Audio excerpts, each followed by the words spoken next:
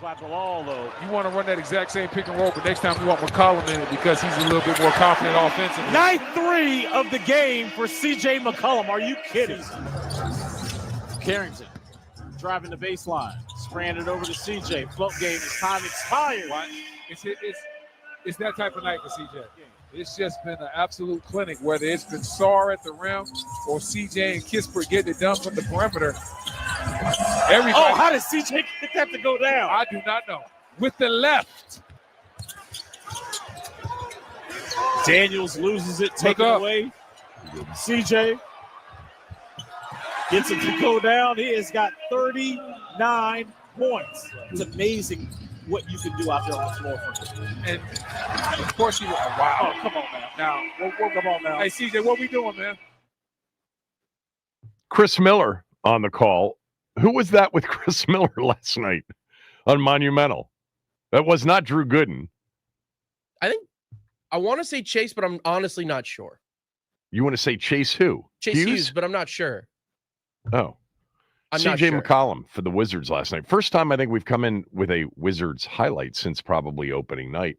Wow. They snapped a 14-game losing skid, destroyed Atlanta 132-113. C.J. McCollum went for 46 last night. He was 10 of 13 behind the arc. That was one short of his record for threes in a game and one short of the franchise record for threes in the game. Good morning on this day before Thanksgiving, the busiest travel day of the year. If you're out and about, heading out of town or heading into town, take it slowly. The weather is beautiful today in the DMV. Temperatures going up into the mid to upper 60s max before they plummet tonight. Very cold the rest of the weekend, including on Thanksgiving Day. And you know I'm here to look ahead for potential snow chances. I've already been texting back and forth with Doug Kammerer this morning. There is a storm on the maps for next week, Tuesday night. Snow in the forecast. Maybe. These things change. You know how it is. I will say this, though. We are going to have weather all over the board for these Thanksgiving Day games. Ohio State, Michigan right now. 30 degrees at kickoff with snow developing during the game and becoming heavy at times in the second half of the game. That's as it looks right now. It's definitely going to be cold, and the issue is just whether or not the snow comes during the game. Do you know what that point spread is? Have you looked? I've not. It's now down to 9. Ohio State, Really? a mere 9-point favorite. That's it. I thought they were going to be a 2-touchdown favorite. You know, you think about Ohio State this year, they've played nobody. That's the crazy part. I like Michigan still, even at the 9.5. I don't know if it's going to work out as a smell test pick because, believe it or not, people are playing Michigan. I mean, they've won the last 4. But Ohio State, when you look at them, and they're number 1 in the latest, college football playoff rankings as they have been from the jump. Since the opener on Labor Day weekend, the 1 versus 2 matchup against Texas, and as we have found out, Texas isn't that good, although look out Texas A&M on Friday night. Texas is a live dog, getting 2.5, 3 in Austin on Friday night against the 3rd-ranked playoff team, undefeated Texas A&M. But Ohio State has not played anybody since. Grambling, Ohio, Washington, Minnesota. Illinois was ranked at the time, but Illinois is not good. Wisconsin stinks. Penn State, obviously, by the time they got to Ohio State, stunk. Purdue stinks. UCLA stinks. Rutgers. They have avoided no Indiana, no Oregon for them, no USC for them, no Iowa for them. The only team in the Big Ten's top 7 they are playing this year, top 8, is Michigan. And that is Saturday in Ann Arbor with Michigan holding. I'm telling you right now, I have a dear friend of mine, one of my oldest, closest friends, is diehard Buckeyes, diehard Scarlet Gray Ohio State. And I think that they want this one more than the national championship this year. You could argue last year the national championship was just, some consolation for losing to Michigan again. They need to beat Michigan. Saturday. And the game is now looking like a major weather game. And who knows? I mean, Michigan's played well. Michigan just played their best game. Now, it was against Maryland, but their best offensive game in a while. Love this weekend. This is look, the NCAA tournament first, second round in March is awesome because it's spring and you're leaving work early and you're watching games on Thursday afternoons and Friday afternoons. But Thanksgiving week, which also includes lots of college hoops here in the early portion of the week. But starting tomorrow with the 3 NFL games and what a lineup it is, followed by a full Friday of college football plus the Black Friday game, Bears-Eagles, followed by on Saturday, Rivalry Saturday, led by Ohio State, Michigan. Then you get the Iron Bowl at night. By the way, Auburn, a very short dog at home against Bama. Yeah, I think Auburn might be a play. And then you cap it off with an NFL Sunday, which looks pretty good right now. Man, the games at 1 o'clock on Sunday include Texans at Colts. That's a massive game. If the Texans go into Indy with that defense and beat the Colts, they're a game back with one more to go against Indy at the end of the year in Houston. I think this is when I came in here last Friday and said, I think the Texans can win the Super Bowl.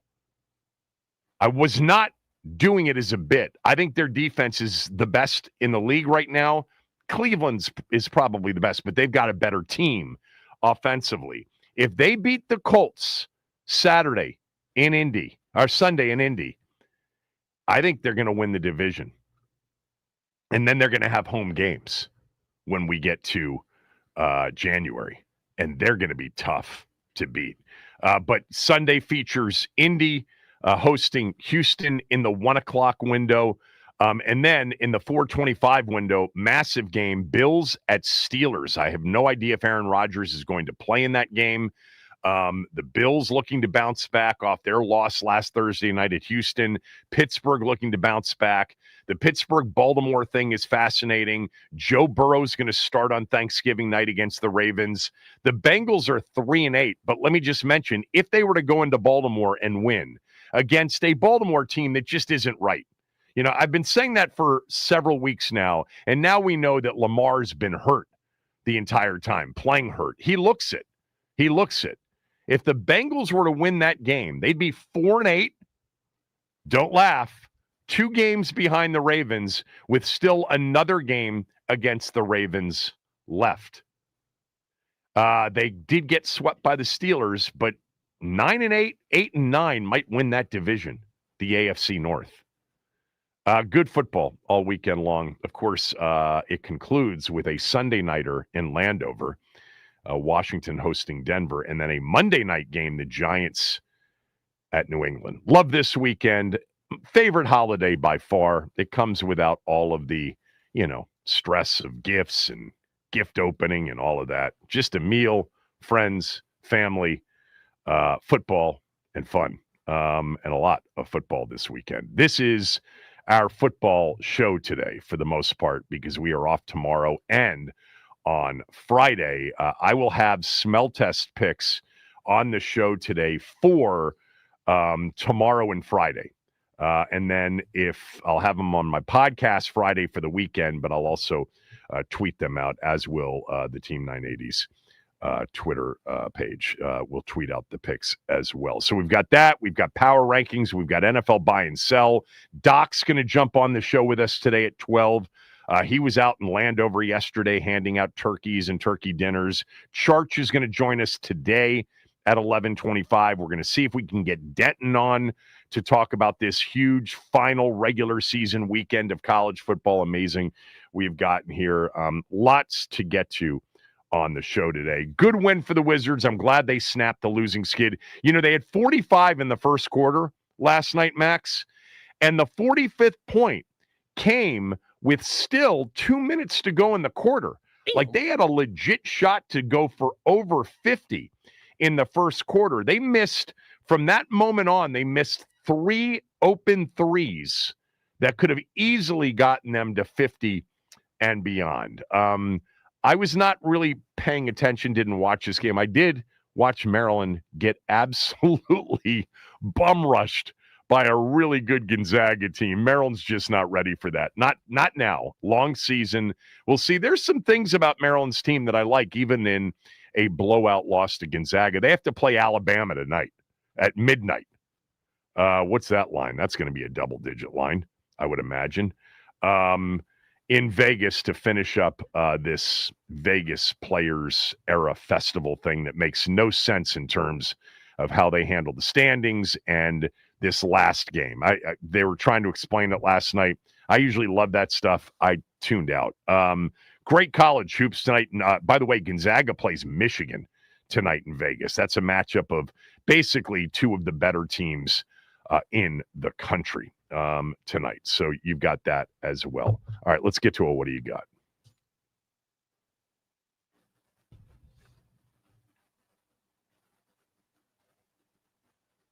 So this is 13 years ago, Thanksgiving Day.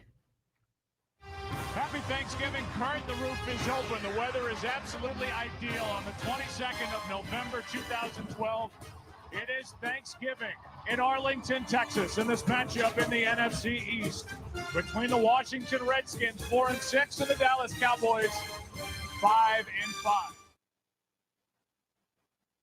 That is my favorite all-time Redskins Thanksgiving Day game. RG3 in Dallas.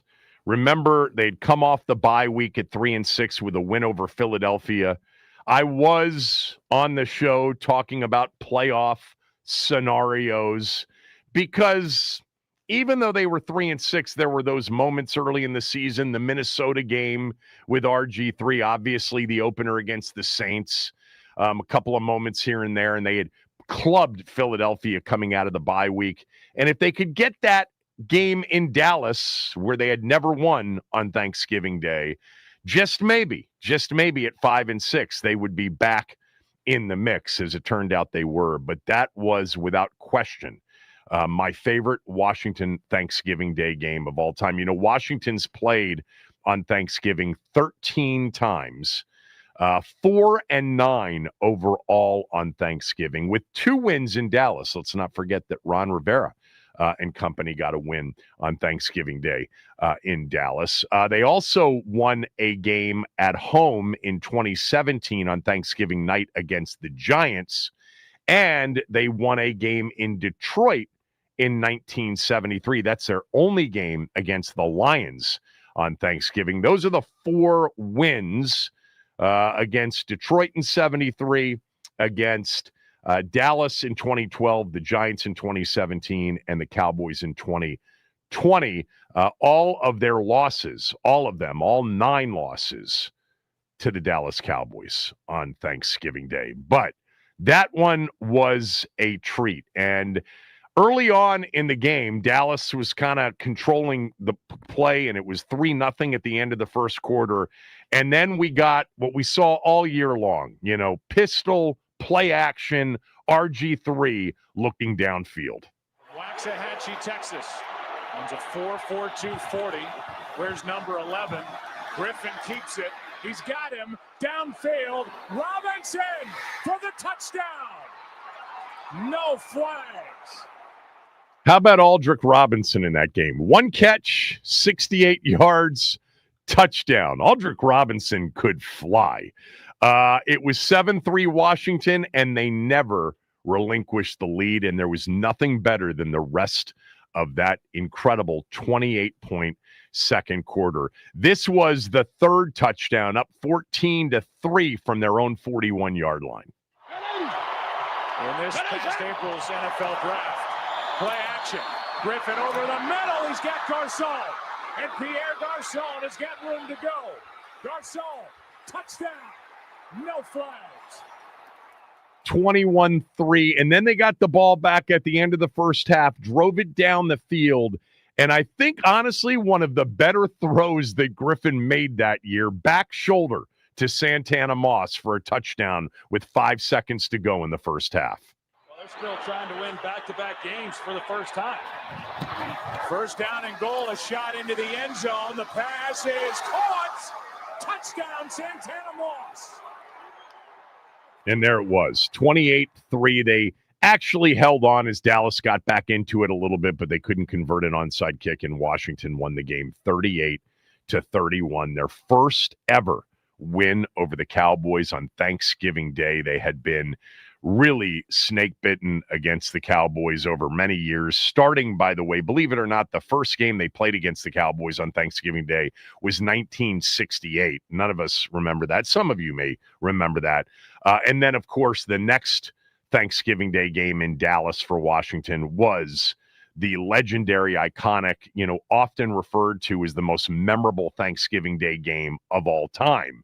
And that was the Clint Longley game. They knocked Roger Staubach out of the game, and this rookie from Abilene Christian came in and threw 3 touchdown passes to lead the Cowboys to a stunning 24-23 win over Washington.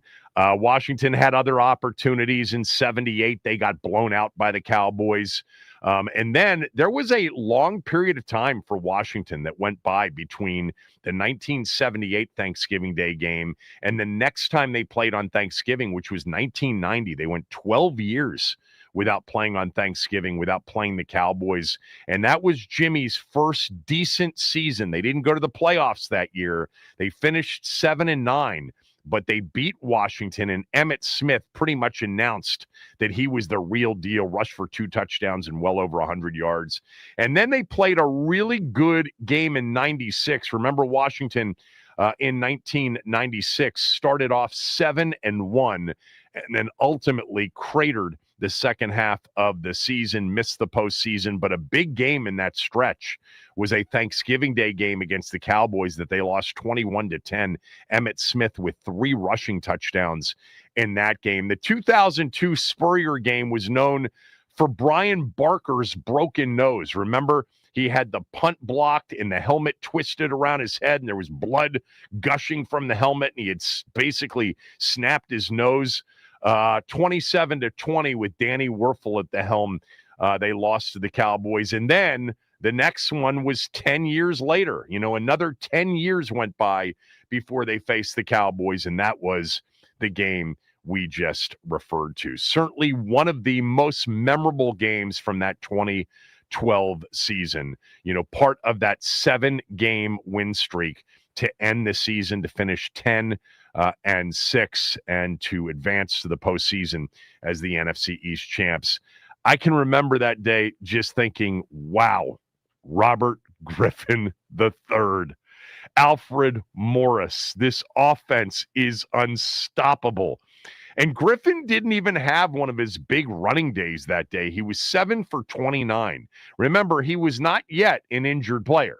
He had taken a hit earlier in the year against Atlanta, got knocked out, was more of a concussion symptom.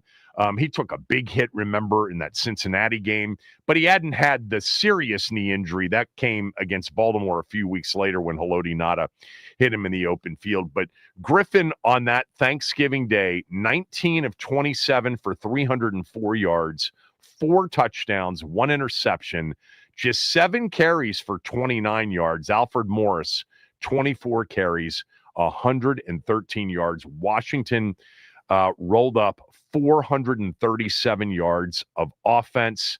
They were unstoppable against that Dallas defense. Romo threw for 441 and 3 touchdowns in the loss.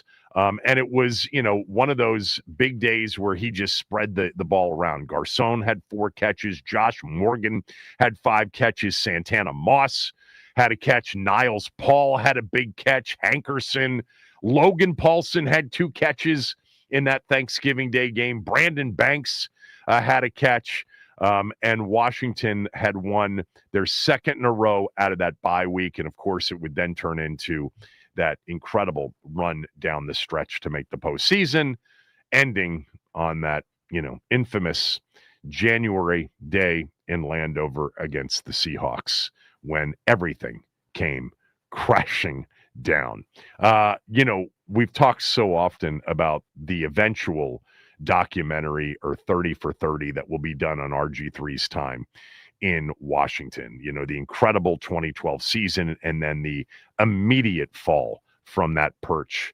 And you could do a 30 for 30 just on the Seattle playoff game. And everything that was going on that particular day, not just on that day, but leading into that day, leading into the end of that season. It really was a season of unbelievable behind the doors scrutiny, controversy, tension, heads butting, and they were making a 7-game run to the postseason. It's a great story for, you know, NFL fans and for us to consume. Tommy's convinced, and he has said this for many years now, he's convinced that by the time that story is told, that book's written, that 30 for 30's done, whatever it is, that if it's not the right person handling it, that knows truly what was going on here, and in the aftermath of it, they're going to paint Griffin out to be a victim.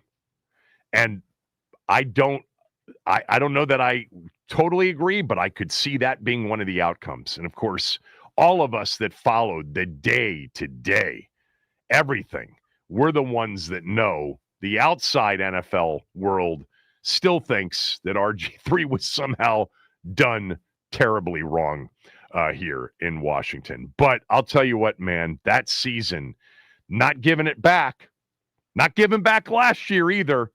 Some of you seem to want to paint it as, you know, a one-year wonder and brush it off as flukish.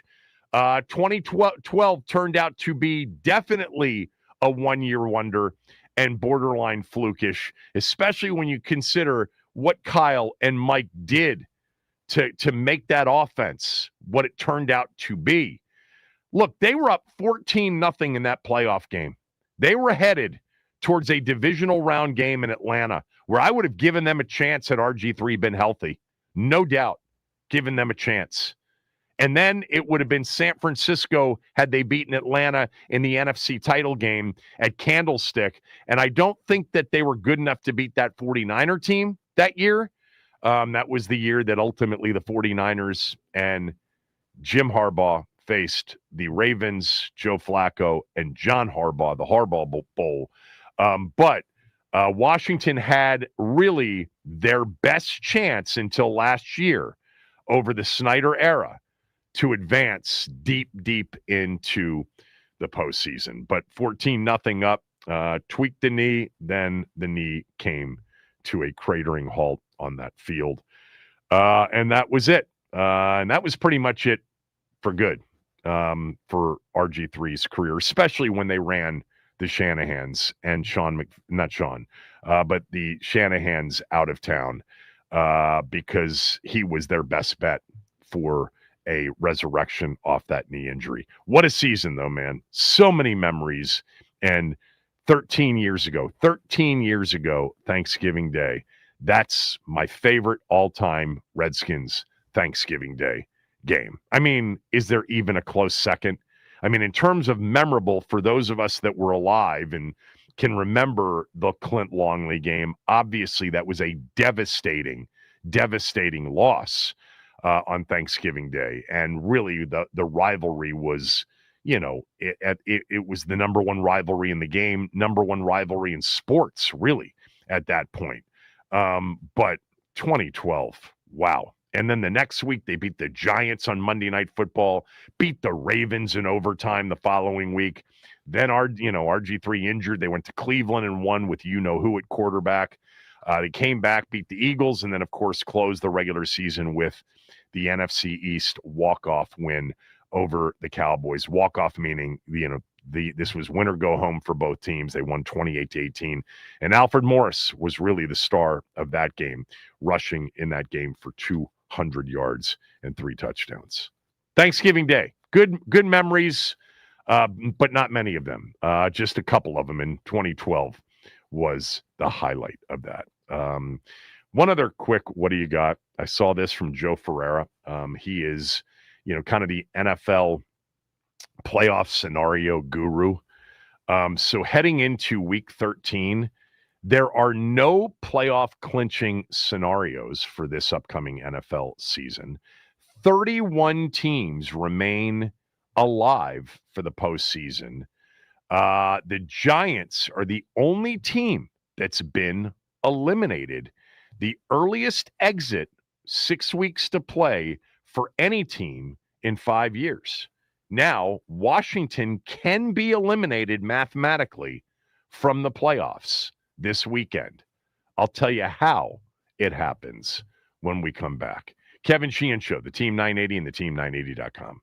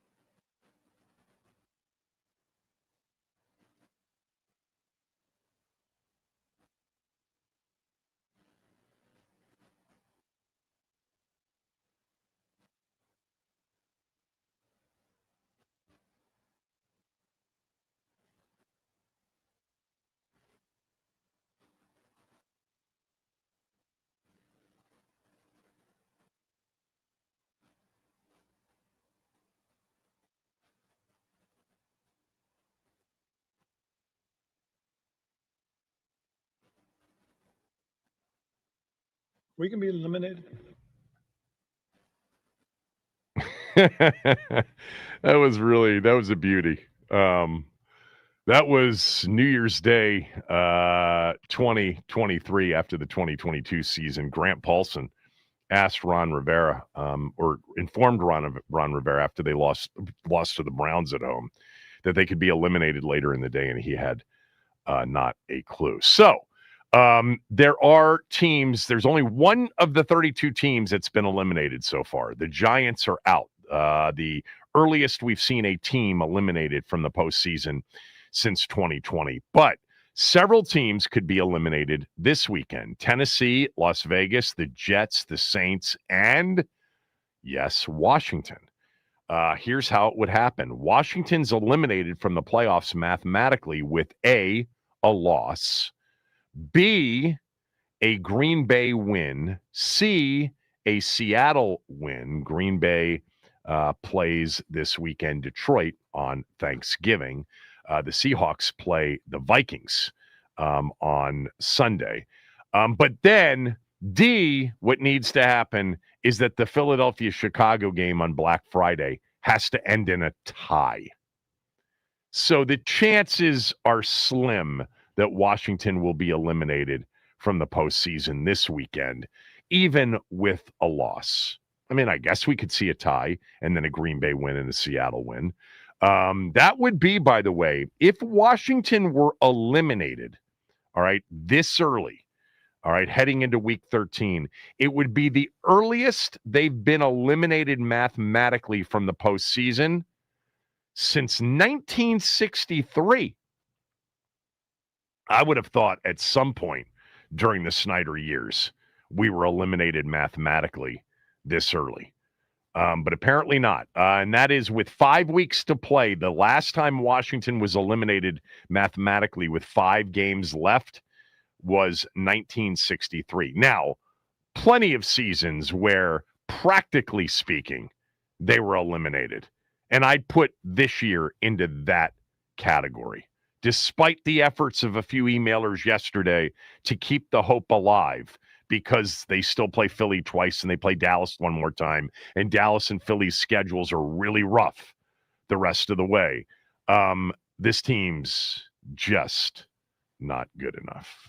Nowhere near it. There was a lot of follow-up yesterday to our conversation in which we took calls on for, I don't know, an hour max, something like that. The question being, what would you go back and do or undo from the off season? Hindsight certainly allowed. I mean, it's, of course, hindsight plays into it now. Some of it was something that you perhaps said during the off season. Anyway, for me, it was a long list of several things, but I really focused in on, we didn't have an experienced defensive coordinator. His first season was not good. It may not have been all him. It probably wasn't all him, but part of it was him. And since you were already in that mindset of we're in this window, we traded for Lattimore, we traded for Tunsil, we traded for Debo. We're kind of going for it here. Maybe, finding another coordinator before this season would have been impactful. But just a couple that I wanted to read from Jay. Jay writes, should have added a real kicker. I would say, Jay, honestly, kicker so far down the list in hindsight. I mean, they didn't have a chance in most of their games here. The Miami game obviously was a kicker-influenced game. No other game was, though. Right? Did he miss a kick in the Chicago game? I can't even remember. Was there a missed field goal in the? Yeah, he did miss one from 53. He missed a field goal in the Chicago game. But this wasn't a season that came down to, 4 or 5 coin flip games that they were side of, which they were on the right side of last year. They got their doors blown off. In 4 consecutive games, they lost by 21 or more. Kicker's not, a factor in any of those games. So, look, could they have done a better job with the kicker? There are a lot of teams fighting with kicker issues. Zane Gonzalez maybe was worth bringing back. From Red, I'm with you. Witt Jr. just wasn't experienced enough nor creative enough to get more out of less, as you said. Look, I don't even know if the creativity was the key. Maybe less creativity or less complexity was the issue, to realize earlier rather than later. I don't have anybody that is legitimately good at covering man-to-man.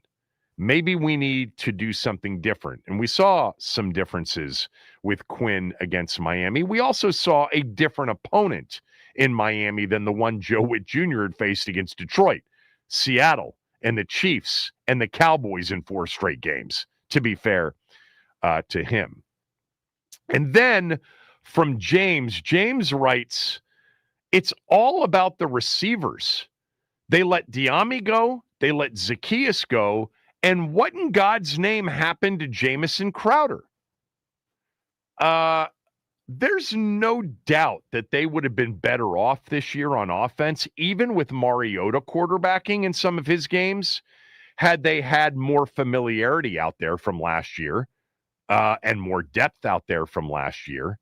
It certainly would have been better had Zacchaeus or Diami been back instead of Noah Brown. You know, when McCaffrey went out, it would have been nice to have somebody like Crowder to fill in. Crowder is not on any roster at this point, I'm pretty sure. Didn't we look this up last week or 2 weeks ago? Somebody else was talking about Jamison Crowder and he did have some chemistry with Jaden. No, he's not with anybody right now. Nobody picked him up in this offseason. Nobody. I don't even see that he signed with anybody at any point during this offseason. What I don't know is, did he officially announce his retirement? I don't think he did that either. It doesn't say it on his Wikipedia page. I mean, he came up rather big in some games last year, like week 16 against Philly. 2 touchdowns, including the game winner, with less than 10 seconds left, 36-33. Yeah, I mean, someone else suggested Josh. Where's this? Let me read this one. This from JD. This isn't necessarily in response to yesterday, but he's like, I would not trade for Brandon Ayuk. I would sign George Pickens this offseason. And then he goes into, I would have also signed Josh Sweat instead of Wise last offseason. So that's kind of what he thought about. You could have signed both of them. There is one thing that you always have to remember about free agents and even trades. It's not your choice solely. The player has a choice. The team that might be interested in trading has a choice. Like, sure, you could have given Josh Sweat 2 times the money the Cardinals gave him to make it a no-brainer. I guess you could have. I mean, given the cap space, they gave Kinlaw probably more money than anybody else was going to give him, and that's how they got Kinlaw to sign here. Although the familiarity with Kinlaw, Adam Peters, 49ers guy, probably helped. Dietrich Wise was a target from the beginning because they needed to set edge against run. They struggled with that all last year. That's not what Josh Sweat was. Josh Sweat has turned into an excellent pass rusher. He was that last year. I actually liked Milton Williams more than I liked Kinlaw. I didn't think the Kinlaw signing in the moment was a great signing. It seemed like too much money to me for a player that, was up and down and wasn't necessarily always available. He's been an excellent player for them on a terrible defense. What would the defense be without Kinlaw? It'd be impossible for it to be worse. So, yeah, there's that. But, all of these, like George Pickens, you would sign Pickens? Great. So would I. I would too, over Brandon Ayuk. But that doesn't mean you can. The Cowboys, first of all, are not letting Pickens go. They're either going to sign him to a long-term deal or they're going to franchise tag him.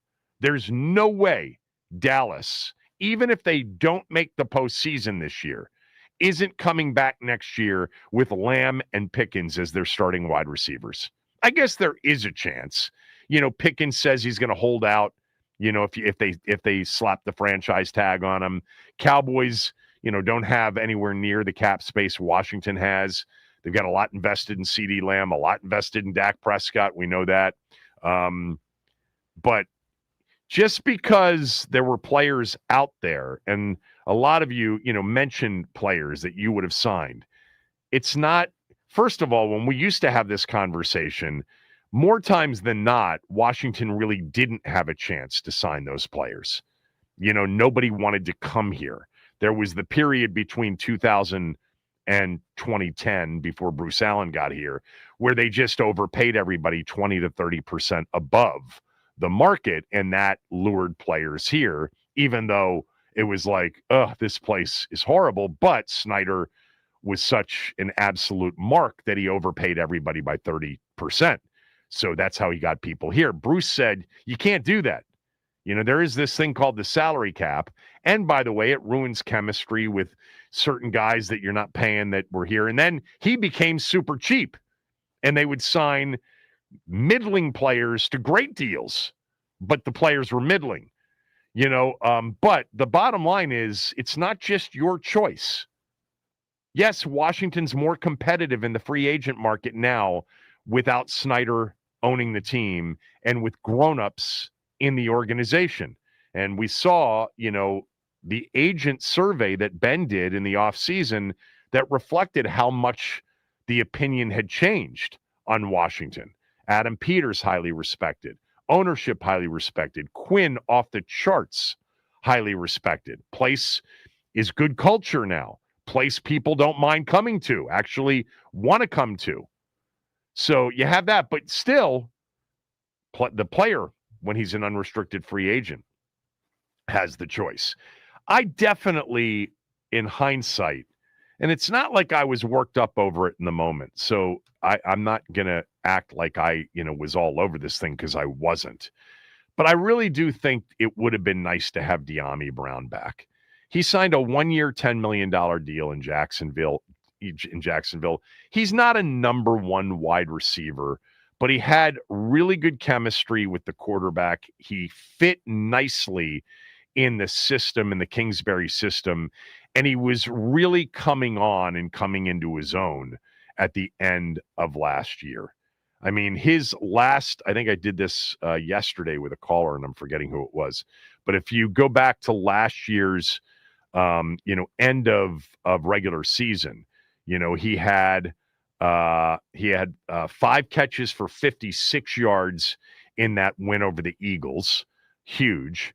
He had in the playoffs 5 for 89 and a touchdown against Tampa, 8 for 98 against Detroit, including that incredible, throw and catch. That was one of the most incredible throws of the year when you talk about tight window throws, that deep ball to De'Ami. He actually dropped one in that game as well, if you recall.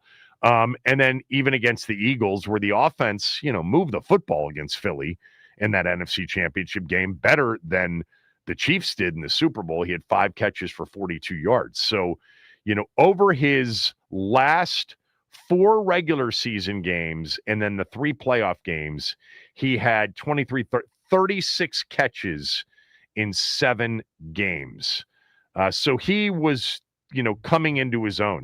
The targets were up significantly. I'm sorry, it's not 36. 36 targets over that stretch. He had 7, 14, 19, 25, 28 catches. 28 catches on 36 targets over the last 7 games.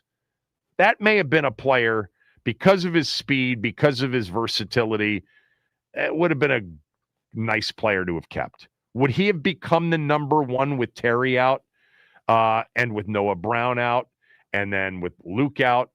Not a true number one, but it would have been better to have him out there than Chris Moore and Robbie Chosen and some of the others they put out there, Tay Martin, etc. And Zaccheaus, again, I think they wanted him back. I think there was an expectation that they would sign Zaccheaus, but he decided to sign elsewhere in Chicago. He's had a decent season, right, Max? Zaccheaus has? Yeah, he's been there have doing been all a right. couple games where he's had his games here and there, and he's come up in big moments too, like down in the red zone, tight spots. A lot of spots where he was like big for us last year. 33 catches, 3rd on the team behind Odunze and DJ Moore. Pretty good. 33 catches, 254 yards, just 1 touchdown. But he's working, out of that slot, and he's really good in those short spaces with good quicks, ability to get open, super high IQ player. Remember when they signed him in that offseason in 24, everybody's like, Zacchaeus, who? Just a guy. They loved the culture of Zacchaeus and the IQ of Zacchaeus. I was told that early on. This dude is super smart, and the coaches love him, and they've loved him everywhere he's gone. The problem is he's 5'8" and 190 pounds, soaking wet. But he's had, it would have been nice to have him in Brown back, sure. But they didn't. All right, when we come back, we'll do a quick NFL power rankings. We've got some NFL buy and sell today. We got a lot of stuff going on today. Charts, smell test picks, day before Thanksgiving. Hope, your next few days are great. Lots of sports, though, for sure, and we'll get to a lot of it over the next 2.5 hours. Kevin Sheehan Show, the Team 980 and the team980.com. First off, happy Thanksgiving, everybody.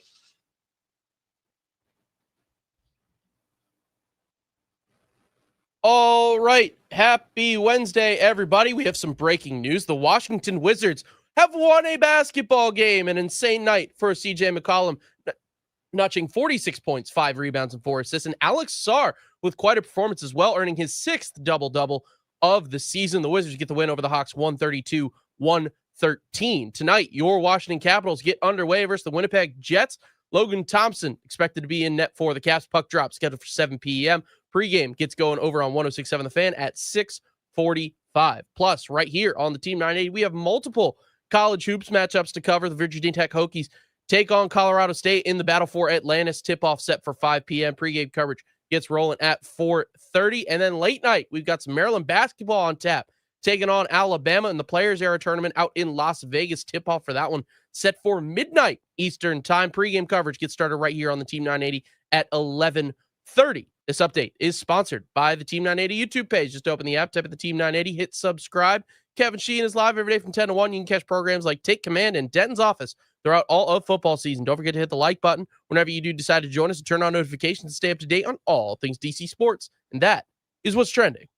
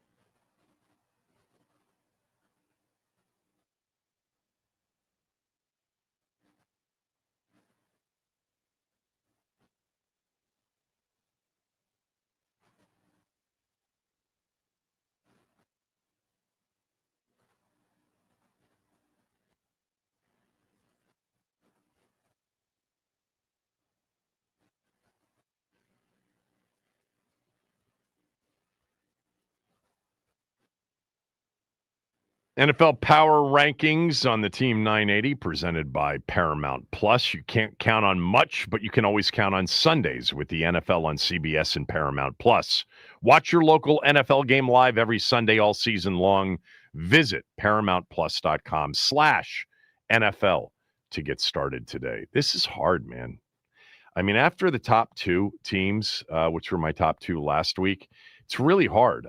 The Rams are the number one team for me in the league. That's now very apparent to, I think, everybody. But remember, they barely beat the Seahawks the week before, and Sam Darnold threw 4 picks in the game. 3 picks or 4 picks? I forget. 4 in the game. I've got Rams 1, Seattle 2, and then it becomes really hard. Yeah. The Eagles just lost to the Cowboys. The Eagles don't look like the Eagles. I mean, you got to start now considering teams like Denver and New England. But New England literally has one of the weakest schedules in modern NFL history, and it's not like it gets a whole lot tougher. I like the Patriots, though. Every time I watch them, even when I bet against them and cover like I did with the Bengals last week, there's a lot to like. They're well coached. They have really smart players. Their receivers right now, 3rd in the league in separation rates. The scheme is great. The quarterback is outstanding here in his 2nd year. But, I mean, even the rest of the schedule, the Giants, okay, they've got the Bills at home. The Ravens right now are not right. They do play them on the road, and they finish with the Jets and the Dolphins. I mean, I think their most impressive win by far, it'll stand up, will be the win in Buffalo early in the season. Denver, meantime, has at least played a tougher schedule. You know, they just beat the Chiefs. They beat the Texans on the road. Wasn't easy. They smacked the Cowboys. They beat the Eagles. They played the Chargers and the Colts. Both games they could have won. Those are their 2 losses. So I'm going Denver 3. Denver 3. Wow. I'm going not New England 4. I'm going Philly 4. I still have to leave the Eagles in my top 5, even though there's just not something right here. Watch the Bears play them tough. Oh, God. On Black Friday. That'll be tough for my agenda. And then I'm close to putting the Pats in the top 5, but I'm not going to do it. I'm going to put the Chiefs at number 5 after their win over Indy. Ooh. All right. Rams 1, Seattle 2, Denver 3, Philly 4, KC 5. Teams like New England, the Packers, the Lions, who am I forgetting? Buffalo, Houston, look out for Houston, the Chargers. I'm leaving those teams on the outside. Look, 49ers. Man, there's some good teams, but that's my top 5. What's yours? So our 1, 2 are the same. I really don't like putting 2 teams in division at the top of the power rankings, 1, 2, but man, these 2 teams seem to be the ones to beat out of the NFC right now. So you got Rams and Seahawks. I'm going to put the Patriots at 3. I think they're legit, at least for the regular season. I'm not sure how the postseason is going to go. A lot of it comes down to postseason experience and how you handle when the lights are brightest. So I'm just not completely sold on the Patriots going into the playoffs, but right now they're undeniably one of the hottest teams in football. They could end up with the 1 seed. It's crazy. It's actually they're. Are they the favorite right now to get the 1 seed? I bet they are. Yeah, with Indianapolis losing, yeah, they are currently kind of sitting. It's going to be them or it's going to be Denver. Who are they going to lose to down the stretch? Buffalo at home? Maybe. They got a chance to be legitimately a 15-2 football team. Yeah. It's great. They're favored, Monday night against the Giants. They'll probably be favored at home against Buffalo. Maybe not. At Ravens, let's see where the Ravens are right now. Lamar's not right. Yeah. At Jets favorite, Dolphins favorite. They're favored in minimum 3 more games. That gets them to 13 wins if it holds up. That's going to be 13 to 14 wins is good for the 1 seed. That means 2 games at home to get to the Super Bowl in Foxborough. Listen, we thought in January. We thought it was going to be easy for the Lions, and we saw what happened. So I just can't. I can't get behind and keep thumping the drum. I hear you. It's tough too. Yep. Yeah. But you got New England 3. Yes, New England 3, and then Kansas City with the win over the Colts, and in the fashion that they did it, the comeback win by the skin of their teeth. I think that was the first game that the Chiefs have won by 3 points or less in this season. I remember them saying something like that. Nate said something like that on the broadcast after they closed out. So yeah, Chiefs 4, and then give me the Lions 5. They're struggling right now, but I think Dan Campbell will eventually see the light and give play calling back to his OC because they were humming at the beginning of this season. So give me the Lions 5. I got the Broncos, Eagles, and Packers kind of on my outside looking in, but teams that I would have no problem putting up in the top 5, but I just don't 100% believe in. I can't get behind Bo Nix. Something's wrong with the Eagles. Can't really tell you what it is right now. And then the Packers are just Jordan Love's up and down. So that's why they're on my outside looking in. All right, let's do some NFL buy and sell. Who are we buying? Who are we selling? Teams, players, anything you want. We'll open up phone lines for it as well, 301-230-0980. What are you right now telling people, hey, this team's about to fall apart. This team's about to take off. This player is the whatever it is. NFL buy and sell can be with our team as well. Kevin Sheehan Show, the Team 980 and the team980.com.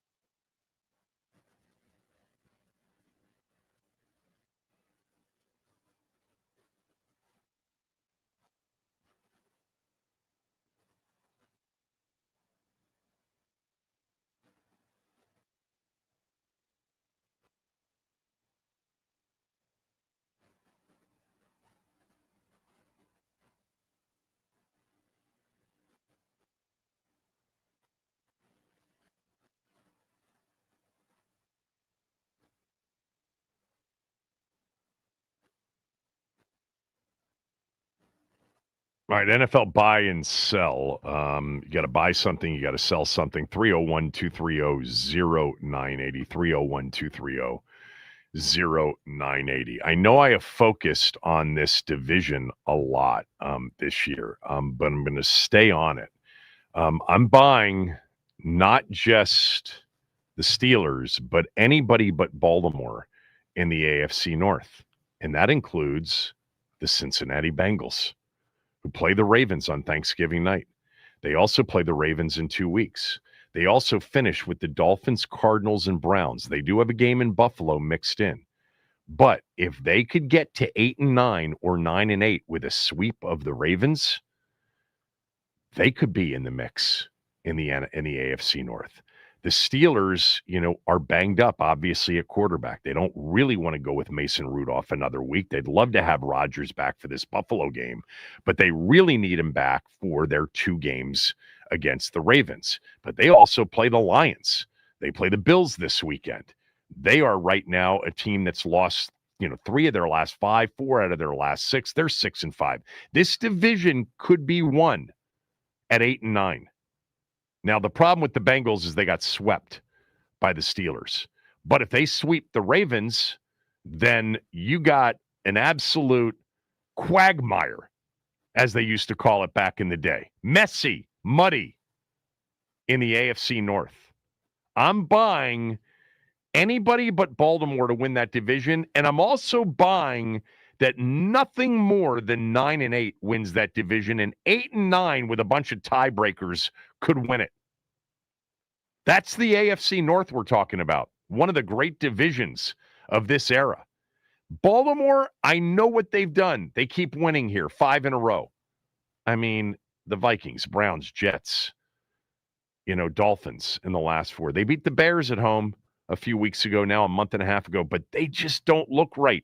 Every week, they don't look right. They should have lost to Cleveland if Dylan Gabriel doesn't get hurt during that game. The Jets had the lead at halftime against them on Sunday. Now they play Cincinnati, Pittsburgh, Cincinnati, the Patriots, the Packers, and Pittsburgh again to end the year. Without a healthy Lamar Jackson, without a Lamar Jackson that can't run, because he literally looks like he can't run. Now, he still runs better than most quarterbacks, but he's not Lamar Jackson. I think the chances that it comes down to that final weekend, Baltimore at Pittsburgh, Cincinnati would play that final Sunday of the year, the Browns at home. You could have 3, 8-8 teams, 3 or a 7-9er and an 8-8er or an 8-8 and a 9-7, something like that. But whatever the results are, it could be determined on that final. I'm just going to take anybody but Baltimore in the AFC North. That's contrarian. Baltimore is a significant favorite to win that division right now. But I think, I've paid attention to them. They don't look like them this year. They've just been very fortunate that they've had a stretch of schedule that's been so easy. And they've eked out some wins over Cleveland, Minnesota. The Jets, final score was 13. But again, that game was tight heading into the fourth. It was 17-10 in the fourth quarter. That's my first buy. All right. What do you got?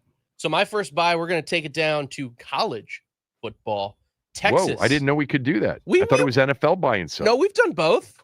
At the beginning of the season, it was college football and NFL. I don't think so. All right. I'm going to allow it because it's the holiday. Okay. But moving forward, this segment is called NFL buy and sell. Well, I've got multiple, so I'm ready for anything. Okay. Go. All right.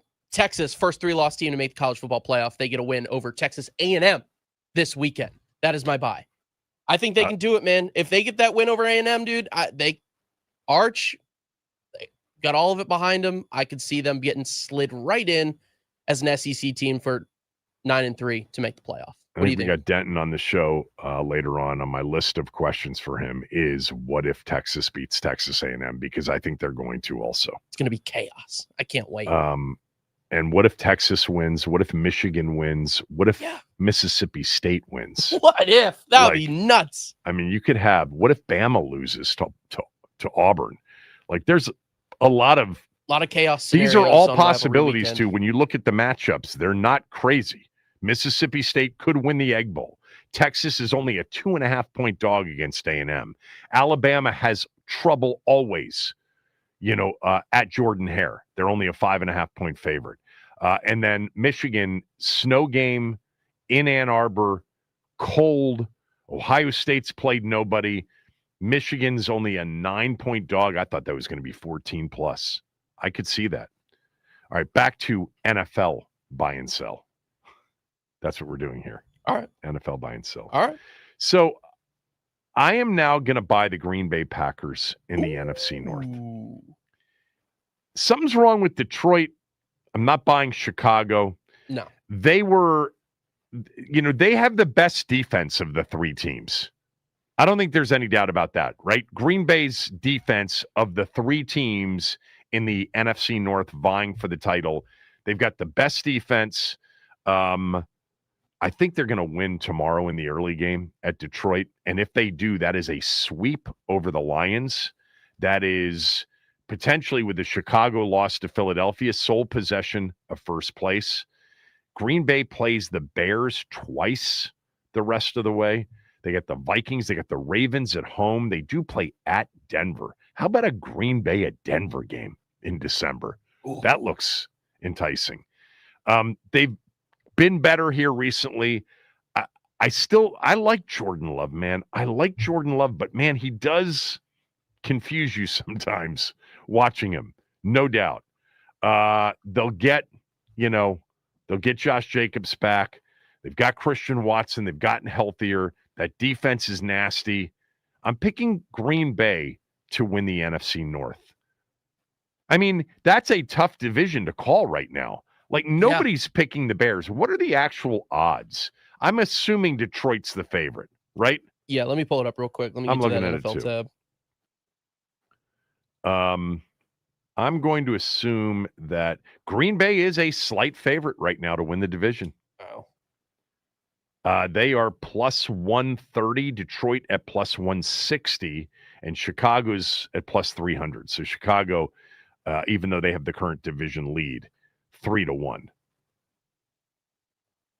All right. That's going to be fascinating to watch down the stretch. I mean, Green Bay, this is remember, they opened up the season looking super impressive against the Lions and then blowing us out on Thursday Night Football, and then inexplicably lost to the Browns and tied the Cowboys 40-40.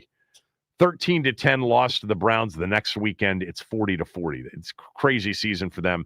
I'm buying the Green Bay Packers to win the NFC North. That's my second buy. I've got a sell coming up. What's your second buy? So this is my NFL buy. I've already kind of informed everybody that I took it on Friday after they beat the Bills, but I have the Texans 45-1 to win the Super Bowl. That defense could stick with anybody everybody. No, I took them 30-1 to win the AFC Championship. Okay. Sorry. I told you that, right, Friday? I took them 30-1 to win the AFC Championship. You got them 45-1 to win the Super Bowl. We both love Houston right now. Yeah, and I got another bet too. I got Rams Texans in the Super Bowl at 75-1. Wow, so that's 75-1. Yeah, that's what I'm looking forward to for this postseason. So that's my second buy: Texans to win the Super Bowl or Texans Rams just in the Super Bowl to face. You know what the season opener for both of those teams was? Remind me. Against each other. Oh yeah, the Rams opened with a 14-9 win over the Texans. People would hate that Super Bowl. The Texans defense was awesome even back then in the opener. All right. My first sell is I am selling that the Dallas Cowboys are even alive when we get to the season finale. There's a couple of reasons for this. They are getting better defensively. They do have a phenomenal offensive football team at the skill position spots. Javonte Williams is underrated this year. Ferguson's a tight end. We know about the receivers. It's interesting. Like, I know people are raving about Dak Prescott. I think Dak is good. I don't think he's great. He makes some throws like the interception into the end zone. Now he had some balls dropped the other day too. 354, 2 touchdowns, but the pick he threw into the end zone, there are times when I watch Dak and I'm like, what were you thinking? It's kind of like Darnold, but different. Dak is a true processor. And I just don't see the MVP when I watch Dak Prescott. I see a top 10 to top 12-ish quarterback in the league. I don't see him anywhere near the elite. And I don't think that you add two players at the trade deadline and end up with a great defense. They were fortunate that they played the Raiders and an Eagles offense that's been struggling. Let's see what it looks like tomorrow against the Chiefs. Let's see what it looks like next Thursday night against the Lions. You know, they have to be legitimately alive. They've got to win one of the next two. They've got to beat either Kansas City or Detroit. 6-1 going into their final four with Minnesota, the Chargers, Washington on Christmas Day, and the Giants gives them a chance to go 10-6-1 and get a wild card spot. But they can't be 9-7-1. That's not going to do it in the NFC. It's not going to do it for the division. It's not going to do it for the wild card. So I am selling the Cowboys, and I'm selling them as being eliminated before the final week of the season. What's your sell? My sell, it's getting tough for this team, and they've had some riding a 4-game win streak. They beat the Bengals, the Giants, the Vikings, and the Steelers. Friday, they have the Eagles. I am selling the Chicago Bears. Their schedule gets isn't so that tough. The easiest sell right now? Listen, looking ahead at their schedule, they got Eagles, Packers, Browns, Packers, Niners, and Lions. It's going to get stinky for Caleb coming down this stretch, and I'm going to, as a hater, enjoy pretty much every second of it. So that's my sell. I know it's easy, but I am going to sell the Bears because they're. Let me just tell you on a level here, I am rooting for Caleb Williams.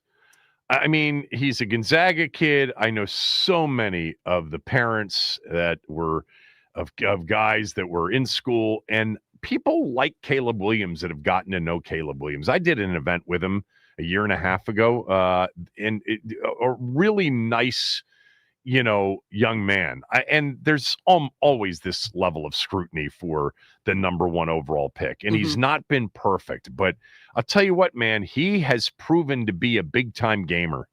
Like, he has come up with plays when they have needed them at the end of games. Yeah, to beat the Bengals, to beat the Giants, to beat the Vikings, to beat the Steelers with Mason Rudolph. And like you pointed out, at Eagles, at Packers, the next two.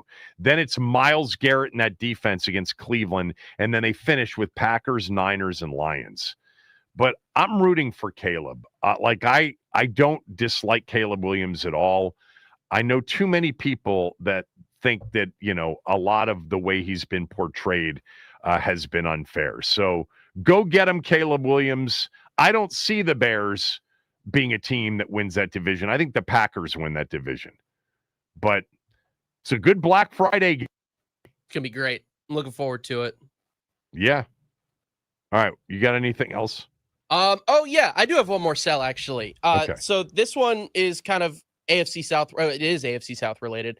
There have been a few moments throughout this season where Trevor Lawrence and Liam Cohen have visibly butted heads on the sideline. Not physically, but like Trevor waving him off when he was yelling at him on the sideline, and just all these plays where Trevor makes an awful throw and then they cut to Liam Cohen. He just has this face like he wants to strangle Trevor Lawrence. So I am selling Trevor Lawrence's time as a Jacksonville Jaguar. I think we go into this offseason. Well, what's his contract? Didn't he just sign a massive contract? He did, but listen, we've seen so many times in this league, if a guy's not doing what you want him to do, a la Russell Wilson or what's another bad contract? Deshaun right now, but I mean, we'll see where that goes.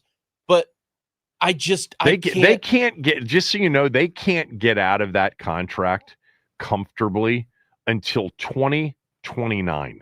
It was a 5-year, $275 million deal with $200 million guaranteed. We've seen teams bite the bullet before.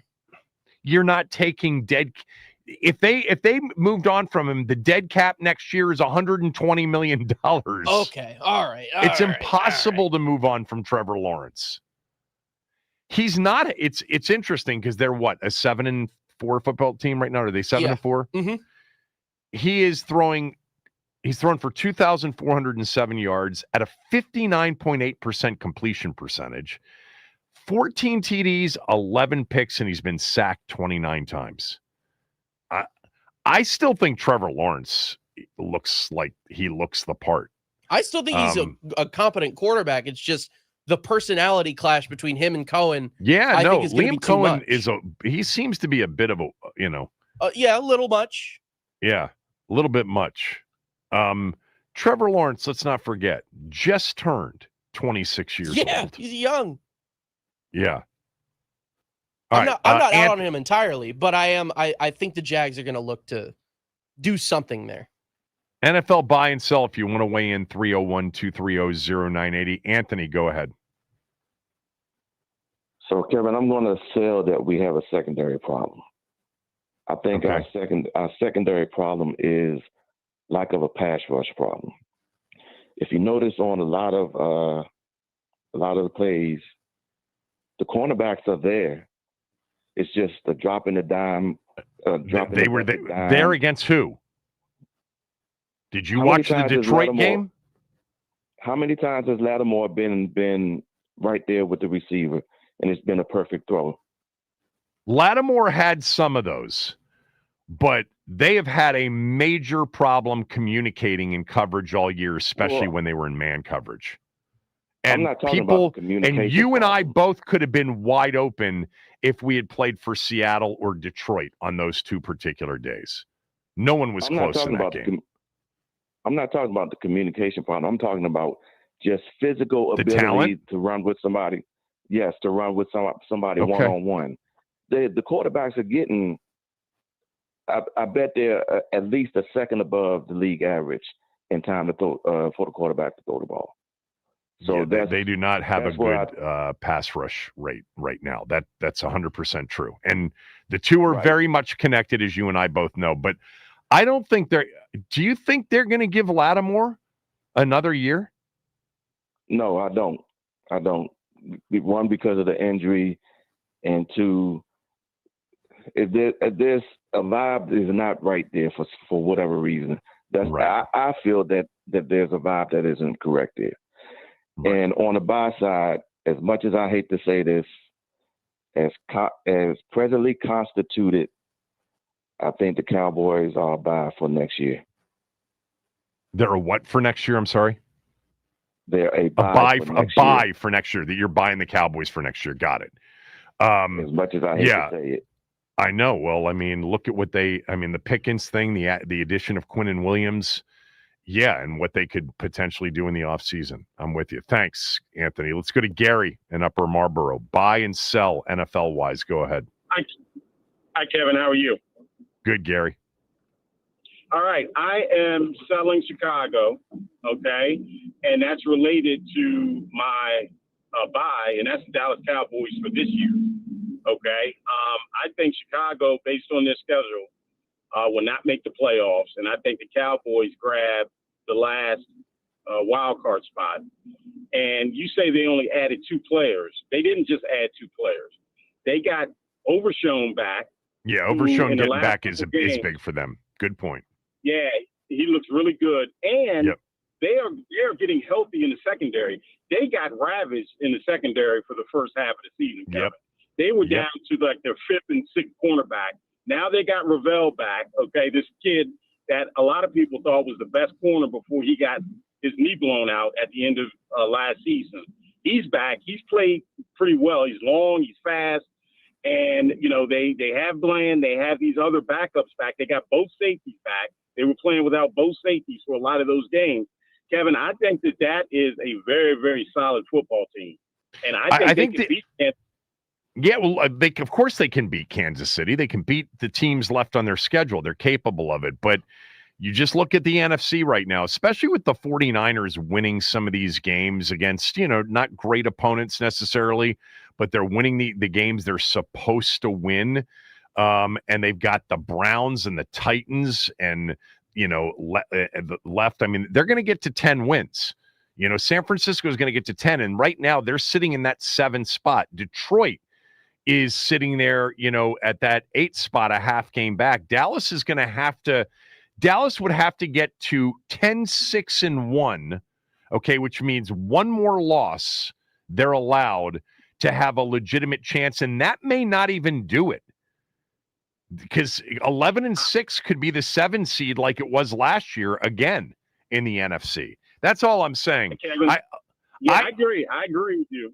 I think they can win all of the games, Kevin. All right. I think if their defense plays half as good as they did, early in the season, I think that offense is enough to go toe-to-toe with Kansas City and Detroit. We're going to find out. 2 straight Thursdays. Yeah. Dallas and the hot, they're already calling it 50 million plus will watch Kansas City and Dallas tomorrow. Thank you, Gary. Those I didn't get to, sorry about it. We got to get to Charch.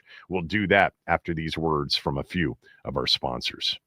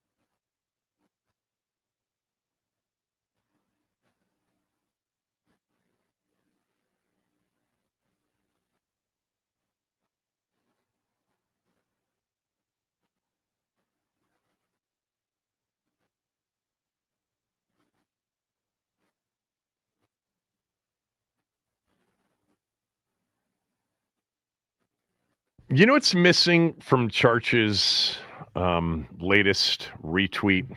Well, I'll tell you in a few moments. Just a few. Paul Charchian is one of my favorites because we talk about everything but fantasy football in this segment.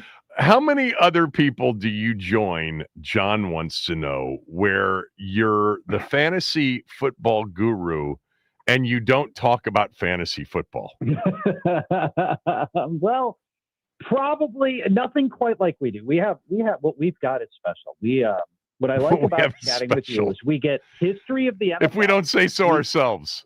Yeah, that's right. It's brilliant radio. We get history of NFL stuff. We get all the things happening across the league, wherever it may go, regardless of whether there's fantasy implications or not. And then you and I deep dive on a lot of music, which I love. And I mean, honestly, if we could just do this as a music segment every week, maybe that's our off season.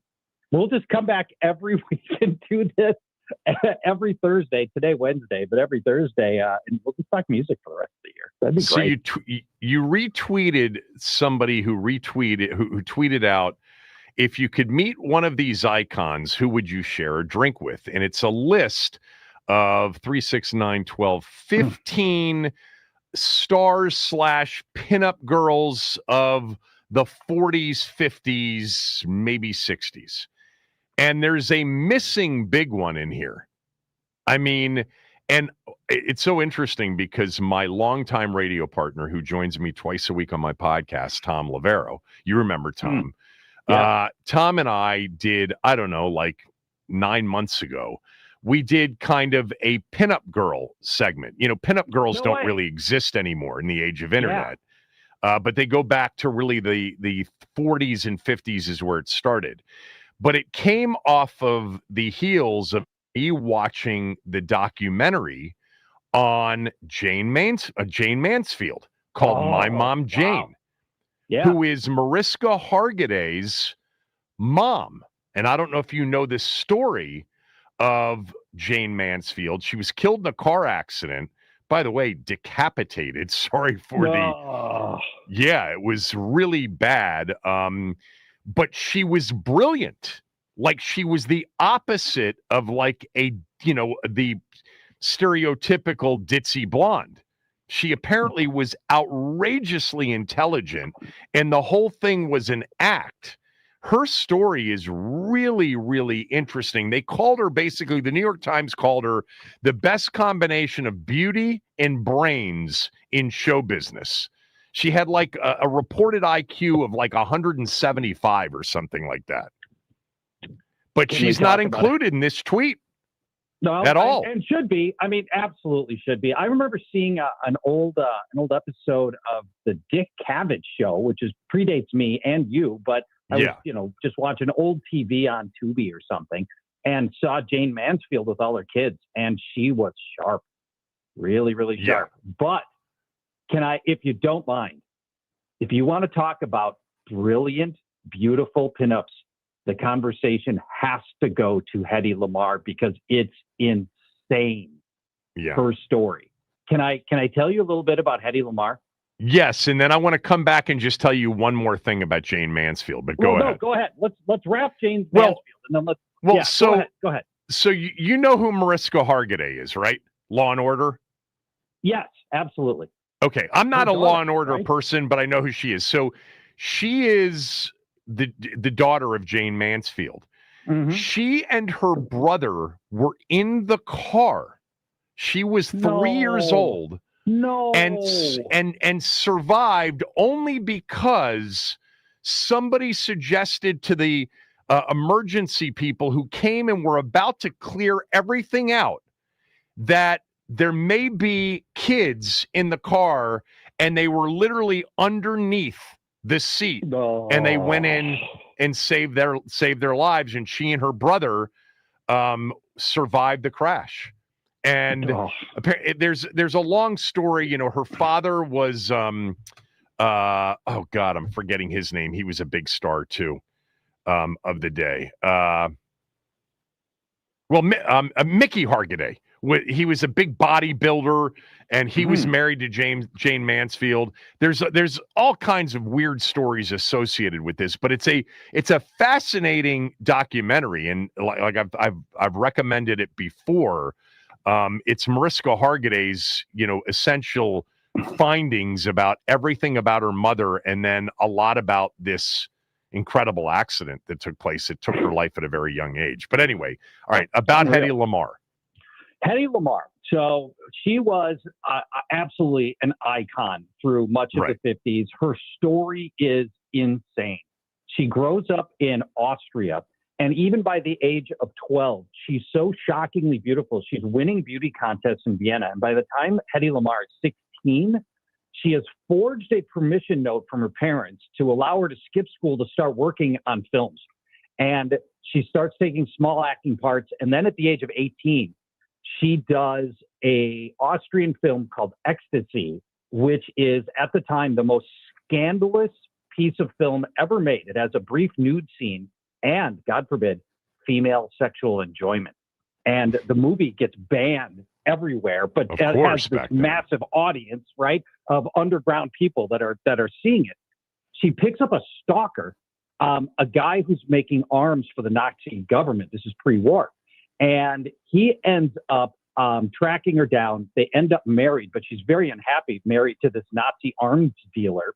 And she ends up disguising herself as her maid and flees Paris, taking all of her jewelry with him from this rich arms dealer. And she goes off to London. She's in London. And then Hedy Lamarr meets Louis B. Mayer, the head of MGM, the third M in MGM. And she's so beautiful. On the spot, he offers her an MGM acting contract for $125 a week in Hollywood. He's going to take her to Hollywood, $125 a week. This is 1937. So, I mean, this is crazy money for 1937. And Hedy Lamarr says no. But she finds out where Louis B. Mayer is his trip back to the U.S. on the How old was she? He's going to be at. At this point, she's like 20, and she's on the same ocean liner as Mayer, and she spends the entire trip working him to get a better deal. She negotiates herself up to $500 a week over the course of that trip with Louis B. Mayer. And by the time she gets to New York, Mayer's already got the wheels in motion, dubbing her the world's most beautiful woman. And she's already starting to land acting roles in MGM movies. And she turns into an immediate star, Hedy does.